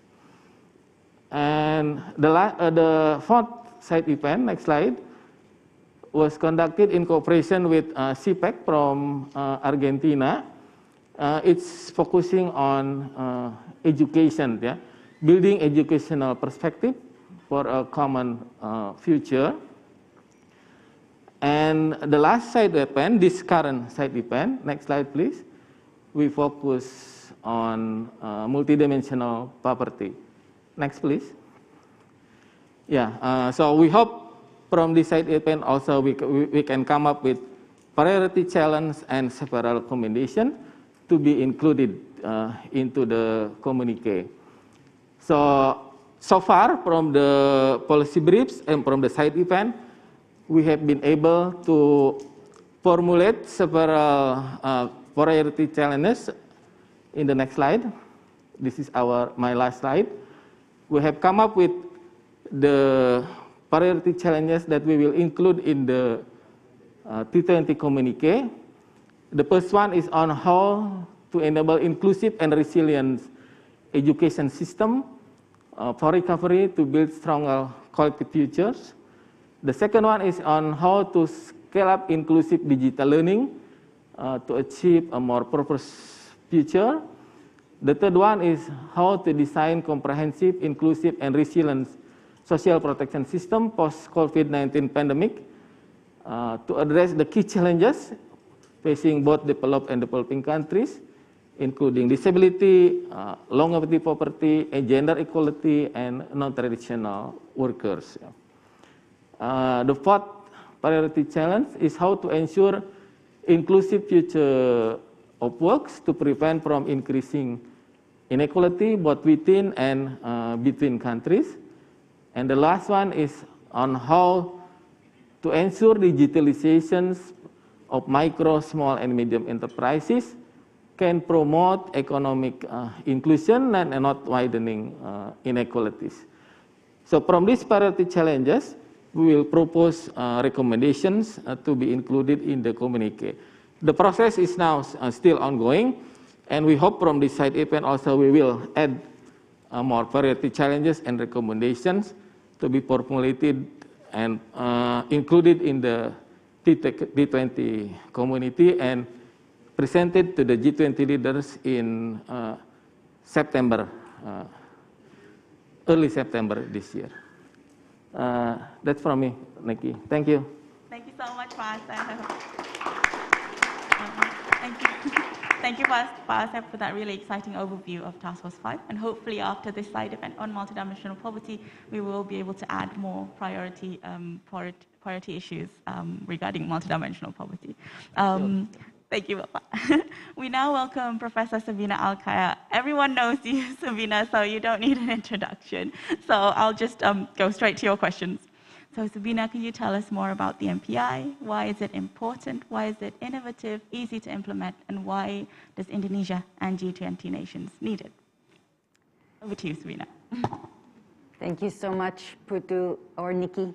And thank you all who are here in the room, who are here online, for giving your time to think about the importance of poverty. I'm grateful for Pak Teguh, Pak Asep, but also the previous speakers, Professor Ari Kuncoro and Professor Nazara, for bringing to our attention the plight of poor people. I think everybody in the G20 countries has, since the beginning of the pandemic and now in the recovery stage, tried to track and understand how the pandemic has struck the poor. Could I please have some slides? And so really this session and this day is thinking about how we can use better metrics in order to have highly cost-effective solutions. And we need that because in the wake of the pandemic, where growth dipped, in the wake of a fuel and food crisis where prices are rising and inflationary pressures are high, with climate crises, the fiscal resources are very constrained. And so we need highly effective integrated policies to look at multidimensional poverty. Thank you. And for this reason, I'm very grateful to the T20 for bringing together the academics, or as I learned, we were called technocrats, to really think broadly with policy actors about multidimensional poverty and ways of using metrics for action. So very briefly, one slide on what a multidimensional poverty measure is for those who are new to it. It brings together different historical traditions of poverty measurement that James Foster will talk about more today, of counting traditions from Europe and from Latin America with axiomatic welfare-based approaches, particularly the Foster-Greer-Thorbecke class of poverty measures. but very intuitively, it looks at, as Professor Sen said, the deprivations that strike and batter and diminish poor people's lives at the same time. So in the pandemic, as Pak Teguh said, it's a lack of internet, it's a lack of healthcare, it's a lack of jobs. All these things, a space, compound and cluster on each other. And so the multidimensional measures try to look at a set of these, not all of them. And they do so using existing data or adapting and deepening certain aspects of household surveys to make them appropriate for multidimensional poverty measures. So it could be Susanas, perhaps with some extra questions. It could be a demographic and health survey, a national health survey. Sanyukta Samadar will talk about the National Family Health Survey in India, for example, later today. And the number of questions is not prohibitive. It's actually much fewer questions than consumption poverty measures. The measure uses two cutoffs. First, in each of the indicators you decide to include, you have to see if somebody is deprived or not, yes or no. And then when you have a profile of the deprivations in indicators that they're experiencing, you weight them and add them up. And then the question is there a critical mass? Are they experiencing enough deprivations that they alone cannot get out of them? But it requires public policy action. Are they identified as poor? And that's using a cross-dimensional poverty cutoff. This is quite easy to compute for students. You can do it in Stata or in R or in SPSS. It can be updated quite quickly. And for policy actors, it provides a headline. Has poverty gone up or down or stayed the same? For journalists, you get the answer to your question. But for policy actors, you need more detail.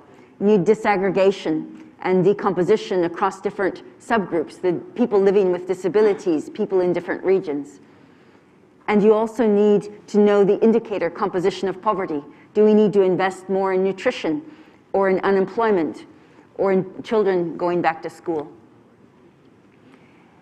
And finally, a very attractive aspect for policy is that if any deprivation of any poor person goes down, immediately MPI goes down. 100% of the time, it's guaranteed. If a child goes into school, an income poverty measure will not change for some time. But an MPI that includes school attendance will change at once. So that's a brief overview of the methodology. In terms of policies, the national MPI dimensions and indicators often reflect national plans or the Sustainable Development Goals. Looking at deprivation profiles means you can disaggregate the MPI, whether it's by ethnicity and indigenous status or by other groups for which data are representative. Identifying who is poor means that the MPI in many countries is used also with registry data to target households. And then looking at not only a headline, but an information platform with disaggregation and indicator detail means that it's used for coordinating, for policy design, and for communications. And we'll hear more about this from Gonzalo Hernandez Licona with the example of Mexico and other countries. So one aspect which already Professor Kuncoro mentioned is the link to the first Sustainable Development Goal, which is also the second out of 169 targets, which is focused on multidimensional poverty, or the third individual indicator, and the only one for which countries are custodians. So many countries report their MPI, but the important thing is that mostly their MPI also gathers together under one roof a set of poverty-related indicators. The global MPI that Usha Kanakaratnam will mention has indicators related to SDGs 1, 2, 3, 4, 6, 7, and 11. Whether it's India or Nigeria, additional indicators come in. And so these are used, because it's looking directly at interlinkages, to have integrated policies and to also look at the poorest. Today we will hear about two kinds of MPIs, comparable and nationally tailored. For example, a comparable MPI is the global that UNDP with OPHI release each year. And it's disaggregated, it's an online public good. We can, for example, see that using projections of increases in food insecurity and undernutrition and children out of school, the pandemic set our progress in multidimensional poverty reduction back by 3.1 to 9.9 years. We will hear from Usha about gendered analyses, ethnicity, and this year we'll be talking about interlinkages. But the global MPI is not appropriate for Indonesia or for Mexico, for the US. It measures acute poverty. And so national MPIs use this technology to tailor the indicators and dimensions to their own policy priorities at their stage of development. And these are permanent metrics, official national statistics computed by BPS or statistics offices or other bodies in the country. And they are used, therefore, actively for policy because they match the consultations that go into them as well as the updates. There are a number of countries that have national MPIs. It began with Mexico, that we'll hear about from the author at that time, Gonzalo Hernandez Licona. But now, even recently, there have been a number of countries, and also in 2022, no room on this slide.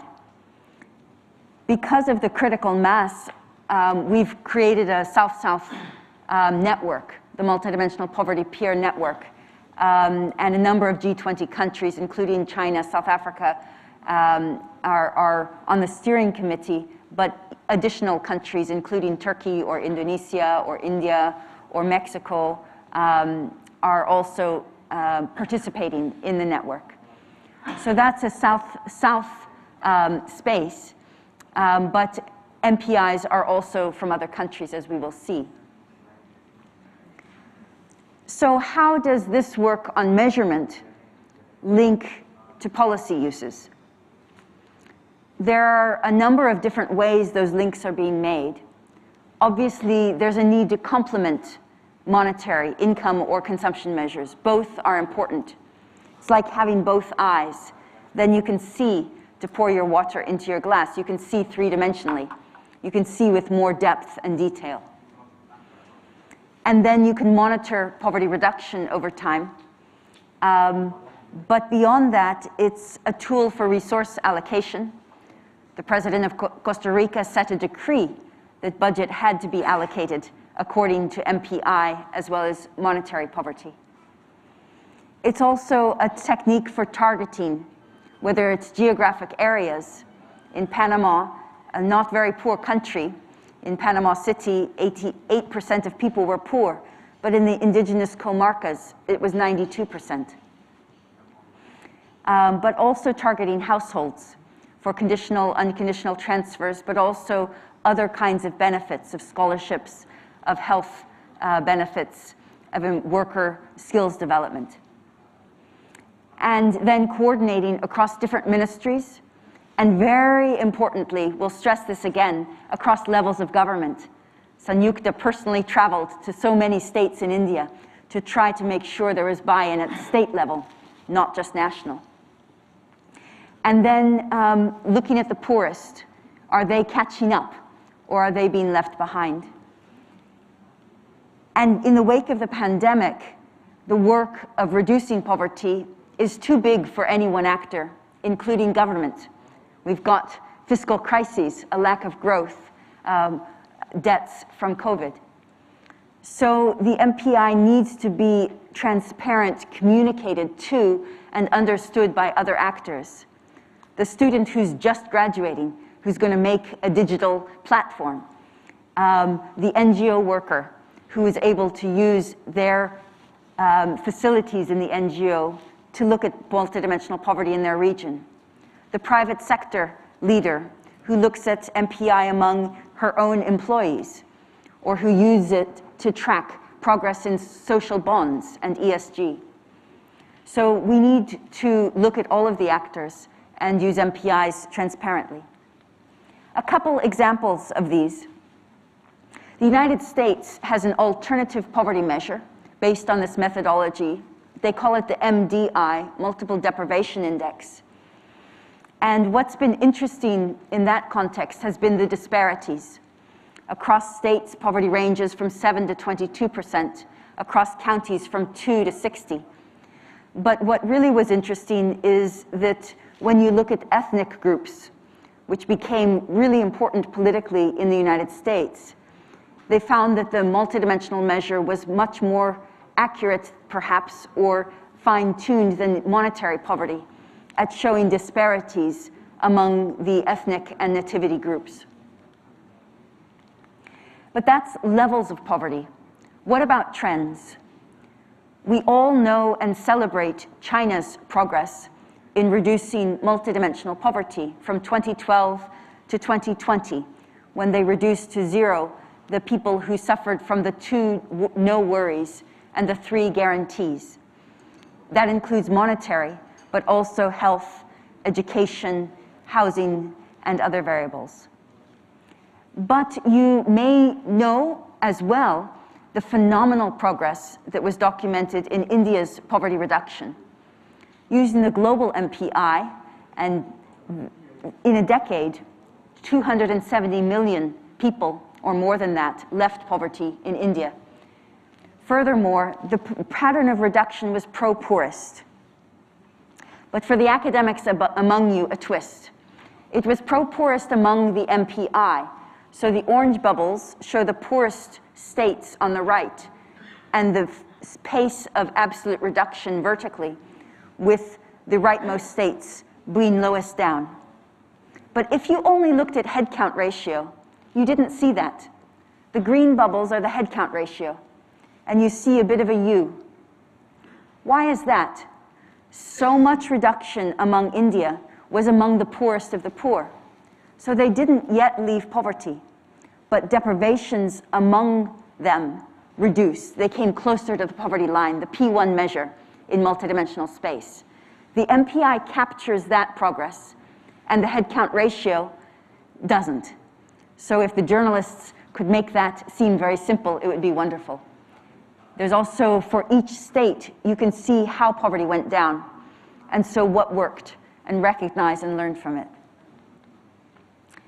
In Europe, there are longitudinal data, and also we know in Indonesia, which is a leading statistical office on the global stage.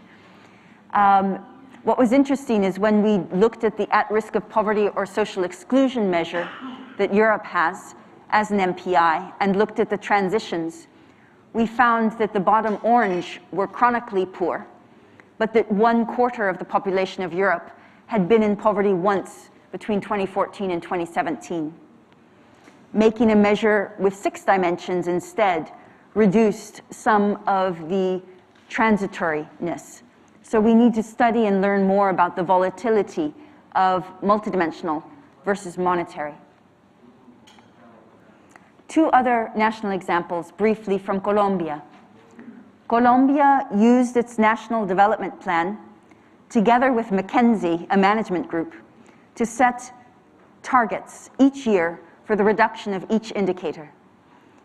And they monitored, they used the annual updates of poverty to monitor and to see what was not on track, which are the bottom alerts, and to have responsive policies on top to clear the bottlenecks and accelerate reduction in the next period. This was in an interministerial committee led by the president, and so giving poverty a national profile. That kind of profile may be key to success. And Colombia also used the MPI as a household targeting measure with a different set of data that it used for its social prosperity. So to leave poverty in Colombia, you had to graduate from multidimensional poverty as well as monetary poverty. So those are a few of the policy uses. I would want to mention that the research on this area continues, and in the T20, for any researchers, please know that the field is open, innovations are welcome, And there are recent innovations on gendered and intra-household, building individual child MPIs, adding environmental deprivations by merging satellite and household data, looking at academically at how policy has been used in other countries, looking at the proper way to measure leaving no one behind, impact evaluations, inequalities, and many other techniques. So we look forward to ongoing innovations, and we hope that these will occur in the T20, yes, in Indonesia, but also in India, also in Brazil, also in South Africa, that this theme would continue, and so we could innovate, learn from, and exchange lessons as we go forward.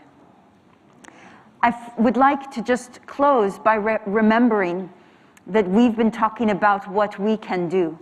And sometimes we talk about people being lifted from poverty. But number of panels and sessions in this dialogue today will also talk about consultative dialogues, participatory events. And that's important because when people move out of poverty and they explain what was important in moving out of poverty, often, as the World Bank study showed, their own initiative is pivotal. They are not being lifted from poverty like a whale that is fainted on the beach, but they are actively climbing. And so understanding, appreciating, and partnering with their agency remains vital. I'd like to close by reflecting on a book which was published posthumously by OPHI advisor Professor Tony Atkinson. He wrote his first book on poverty in 1969, and his last was published in 2019. He also led a World Bank commission on monitoring global poverty that was accepted and that argued that the World Bank should monitor global poverty in multidimensional as well as monetary terms.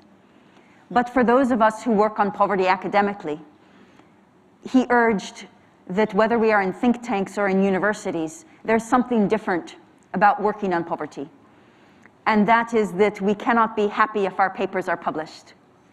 We can only be happy when our work is used effectively to serve the poor so that they do not experience the abject conditions that we see and that we measure. And that is out of our hands as academics. That relies on the activity of policymakers, of poor people in communities, of business leaders, of NGOs, and other academics.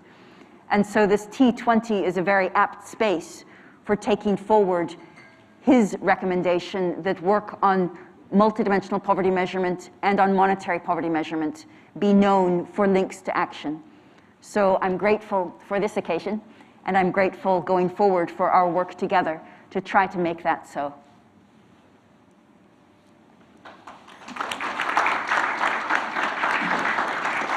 Thank you so much, Sabina, for opening our eyes and our minds on the important and pivotal role that multidimensional poverty measurement plays. So now we come to a very exciting segment of this session, which is the Q&A session. I think I'll just go right into it. I'll probably start with audiences joining us offline here at the Mandarin today in Jakarta. Any questions from the audience for our speakers today?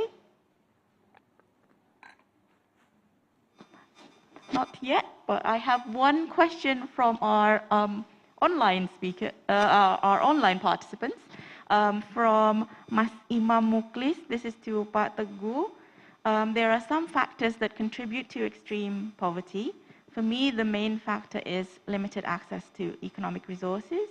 How should we measure this? And what is the difference between this way of measuring it, between the MPI and also the HDI? Pak Teguh, the floor is yours. Thanks very much, Pak Imam, for your. I think this is a simple question, but the answer is very hard because, of course, many people know that the source of poverty is like a limited access or limited opportunity.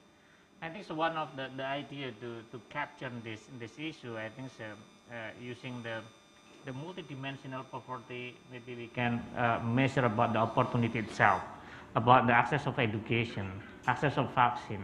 I think this is a part of measuring of opportunity.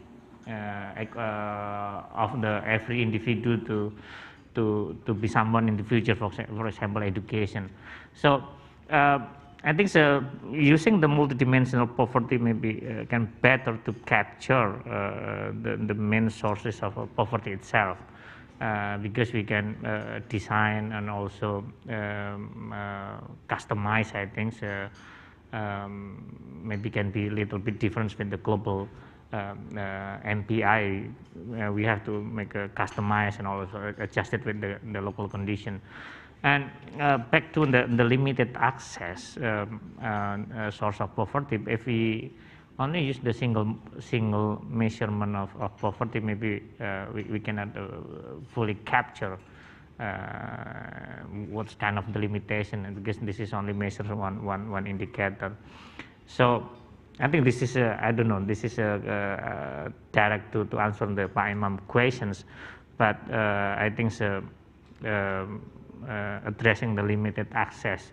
Access is maybe in the economic access or other access, but in the MPI we can measure access for opportunity and even for access for asset ownership itself. Thanks. Thank you so much, Pak Teguh. We also have a question online for Sabina. So what's the difference between the MPI and the HDI? So James Foster has clarified the differences very well between measures of welfare and measures of poverty. The HDI looks at the entire distribution of income or of school life expectancy or of life expectancy. And so it looks, and then it basically is an average of averages normalized. So it's a measure of well-being. The MPI has two differences. First, it's a measure of poverty at the base of the distribution. So it's not measuring everybody, but simply the poor with the cutoffs. The second is that the HDI aggregates across all of the people with an income to get the average first, whereas the MPI looks at each person first and each indicator for that person. And so it adds it up across the person. That's why it's called a counting measure. And then later it adds up across people. So that means the MPI can be disaggregated very extensively, but the HDI in most countries, it's more difficult to disaggregate it. Thank you, Sabina, for clarifying that. I think that's a very important topic. Maybe more questions from the floor? Yes, we've got loads now. Yay! So,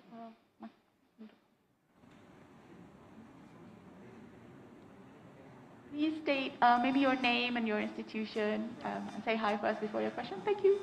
Thank you.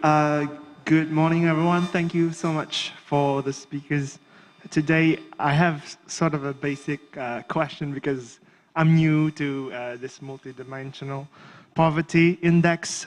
I just wanted to know your opinions on like what are the main challenges in integrating the multidimensional poverty index in Indonesia, because as we know, as far as I know at least, that the current system has not integrated the index. As far as I know, maybe you can clarify me on that, and how can we mitigate those challenges? And then I have an additional question. I don't know if that's possible, but earlier, hold on. Oh yeah, Mrs. Alkire says that it is important for us to link the research to action, but how do we do that exactly? Like, do you have any advice for up-and-coming researchers like me, basically? Thank you so much. Thank you so much. Oh, sorry, I forgot to introduce myself. Anthony from Smeru. Thank you. Thank you, Mas Anthony. Those were a lot of questions. So Sabina, maybe just over to you for the answer. I'll do the last, but on Indonesia, it is others who really are the experts, not myself. In terms of how to link it to action as a researcher, I think one thing that we need to do as researchers that are new fields is look at how countries are doing budgeting, for example, or targeting or whatever, using MPIs, Some use budget and incidence curves, some use simulations. How does this link to the literature on budgeting in monetary space? What are the errors? What are the oversights? What can we learn from experience? What are the better ways of doing it? Because countries are doing that differently. They're all using it for budgeting, but they're using it in different ways. And so we need now to develop a system beyond measurement of the budgeting application of MPIs. And something's being developed in Beirut with ESQA on that, but there will be other models. And similar questions about the link between measurement and targeting, measurement and putting MPI questions into census data, measurement and sampling of vulnerable groups that maybe are not included. So there are a number of different research questions that when we understand how the measures are being used by policy, we can then say, oh, we can help take a step in that direction. Sabina, maybe we go to Pak Asep first. So the challenges of implementing an MPI in Indonesia and how to mitigate those challenges, Pak Asep. Yeah, I think Anton is correct when saying that MPI is not yet integrated in Indonesia, but actually Indonesia is quite in a good position, if it wants to calculate and integrate MPI regularly, because we have quite a good data source, the SUSENAS, the National Socioeconomic Survey, which is quite ideal to calculate MPI. And actually, our statistic office regularly calculate many dimensions and indicators of MPI. We just don't combine them yet into an index. But for example, in terms of education, we know how many students, how many children who are not in school. In terms of sanitation, we know how many households don't have proper sanitation, and etc. And it's calculated regularly. We just don't combine them yet. It's just one step further to do that, I think. Thank you, Pak Asep, and Pak Teguh, your insight. Okay, I think what is the main challenges for integrating MPI as an official statistic? I think my colleague from Central Statistics Agency, I think have expertise, have the data, and already did the calculation, but it's just the official. Why not the official? I think the challenge is more on the consensus itself in our governments, maybe Bappenas and also Central Statistics Agency, and also with the line minister, because this is not only challenge how to integrate MPI, because the other challenge I and Pak Asep also the member of the Statistical Society Forum, the advisory board of the Central Statistical Agency, how we ourselves, our team is also already encouraged, even though we use the single dimension of measuring poverty using the monetary one, we suggest to revise how to calculate the poverty line itself. So this is many long discussion. I think so 2 years I become the chair for the task force of the social and what we call social poverty and social issue FMS. Yeah. And then now it's continued by Asep is chairing, but still the discussion is on a deadlock for our suggestion to revise the calculation of the official poverty line in Indonesia. Even though there is a strong argument on that, but I think there is some afraid from the government that maybe there's a jumping on poverty rate, even though we're using the single dimension.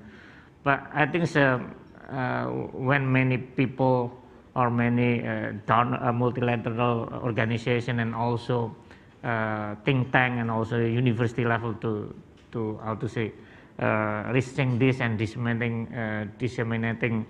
this research, I think soon our government will also consider that this is something to good part or to complement the recent official statistic that using the single dimension of poverty. I think the challenge is more on our government consensus for any stakeholder inside the government itself.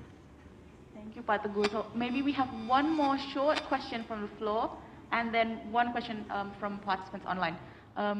Yuntai? Yeah, you.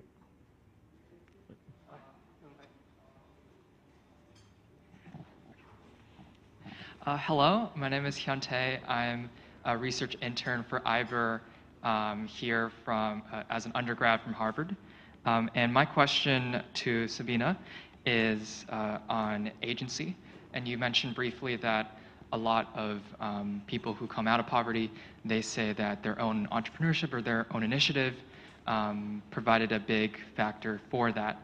And I was wondering, do you think that multidimensional poverty should include indicators on that kind of agency, that kind of entrepreneurship or initiative, and also the political institutions that would make such initiative possible? Thank you, Hyuntae. So just one question from online participants to Pak Asep. Pak Asep, so we have a question from Ibu Sri Juli Adianti. Pak Asep, among the policy briefs produced by Task Force 5, are there any that have already introduced recommendations on the MPI, and what do you think the future is for these policy briefs? So maybe Sabina first, and then Pak Asep. Thank you so much. And that's a hard question, but an important one. There are some countries that have included in their MPI some questions related to agency, like Dominican Republic. We also did a Women's Empowerment in Agriculture Index, which has questions on autonomy, which is perhaps a domain-specific measure of agency that's appropriate. But there are also other discussions saying that rather than measuring it as part of poverty, it really has to do with the processes that we have for enabling people to leave poverty. And so these should be measured separately. So I think both are justifiable. And I think this is one area where the discussion is ongoing, and we don't yet know what is the best, and more research experimentation is very valuable. Yeah, thank you, Ibu Sri, for the questions. So far, we don't have policy briefs on MPI, yeah. But as I mentioned earlier, that in the process of developing the communique, the T20 communique, in addition to the policy brief, we also have discussions like this to discuss issues that are emerging and important to be included in the communique. So it's complementary, yeah, between the policy briefs and these events like this. So even though MPI is not on the policy brief, but it is, we think it is an important and emerging issue. That's why we conduct this side event. Thank you. Thank you so much, Pak Asep. We now unfortunately come to the end of our special keynote policy dialogue. We've sort of come into the coffee break a little bit, but our friends from the Mandarin have kindly brought coffee and tea to everyone. So thank you again to our amazing speakers for joining us today, and thank you to our offline participants here in Jakarta and our online participants. I'm just really grateful that we are able to come together today to talk about the very important issue of multidimensional poverty. I now return the microphone back to Mbak Lorna, our amazing MC today, and welcome the speakers to enjoy coffee and tea. Thanks very much.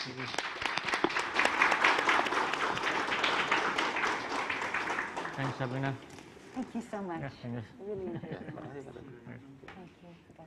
Thank you. Next, thanks, Nick. Ya, makasih.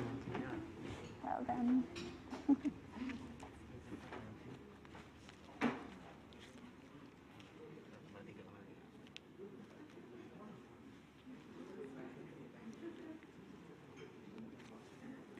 Thank you very much, Dr. Nati, and all speakers for such a very fruitful session. Ladies and gentlemen, before going to the next session, which is a parallel panel discussion, we will have a short coffee break for about 15 minutes. Participant joining panel 3 offline, please enter break room 3 on the second floor. Our liaison officer, Nathaniel, will direct you to the room. Participants joining each panel online, please follow the directions posted within the Zoom chat box. And also for YouTube live streaming, please click on the live streaming links available on the side event website on the chat box. Ladies and gentlemen, thank you very much. We'll see you soon in a couple of minutes.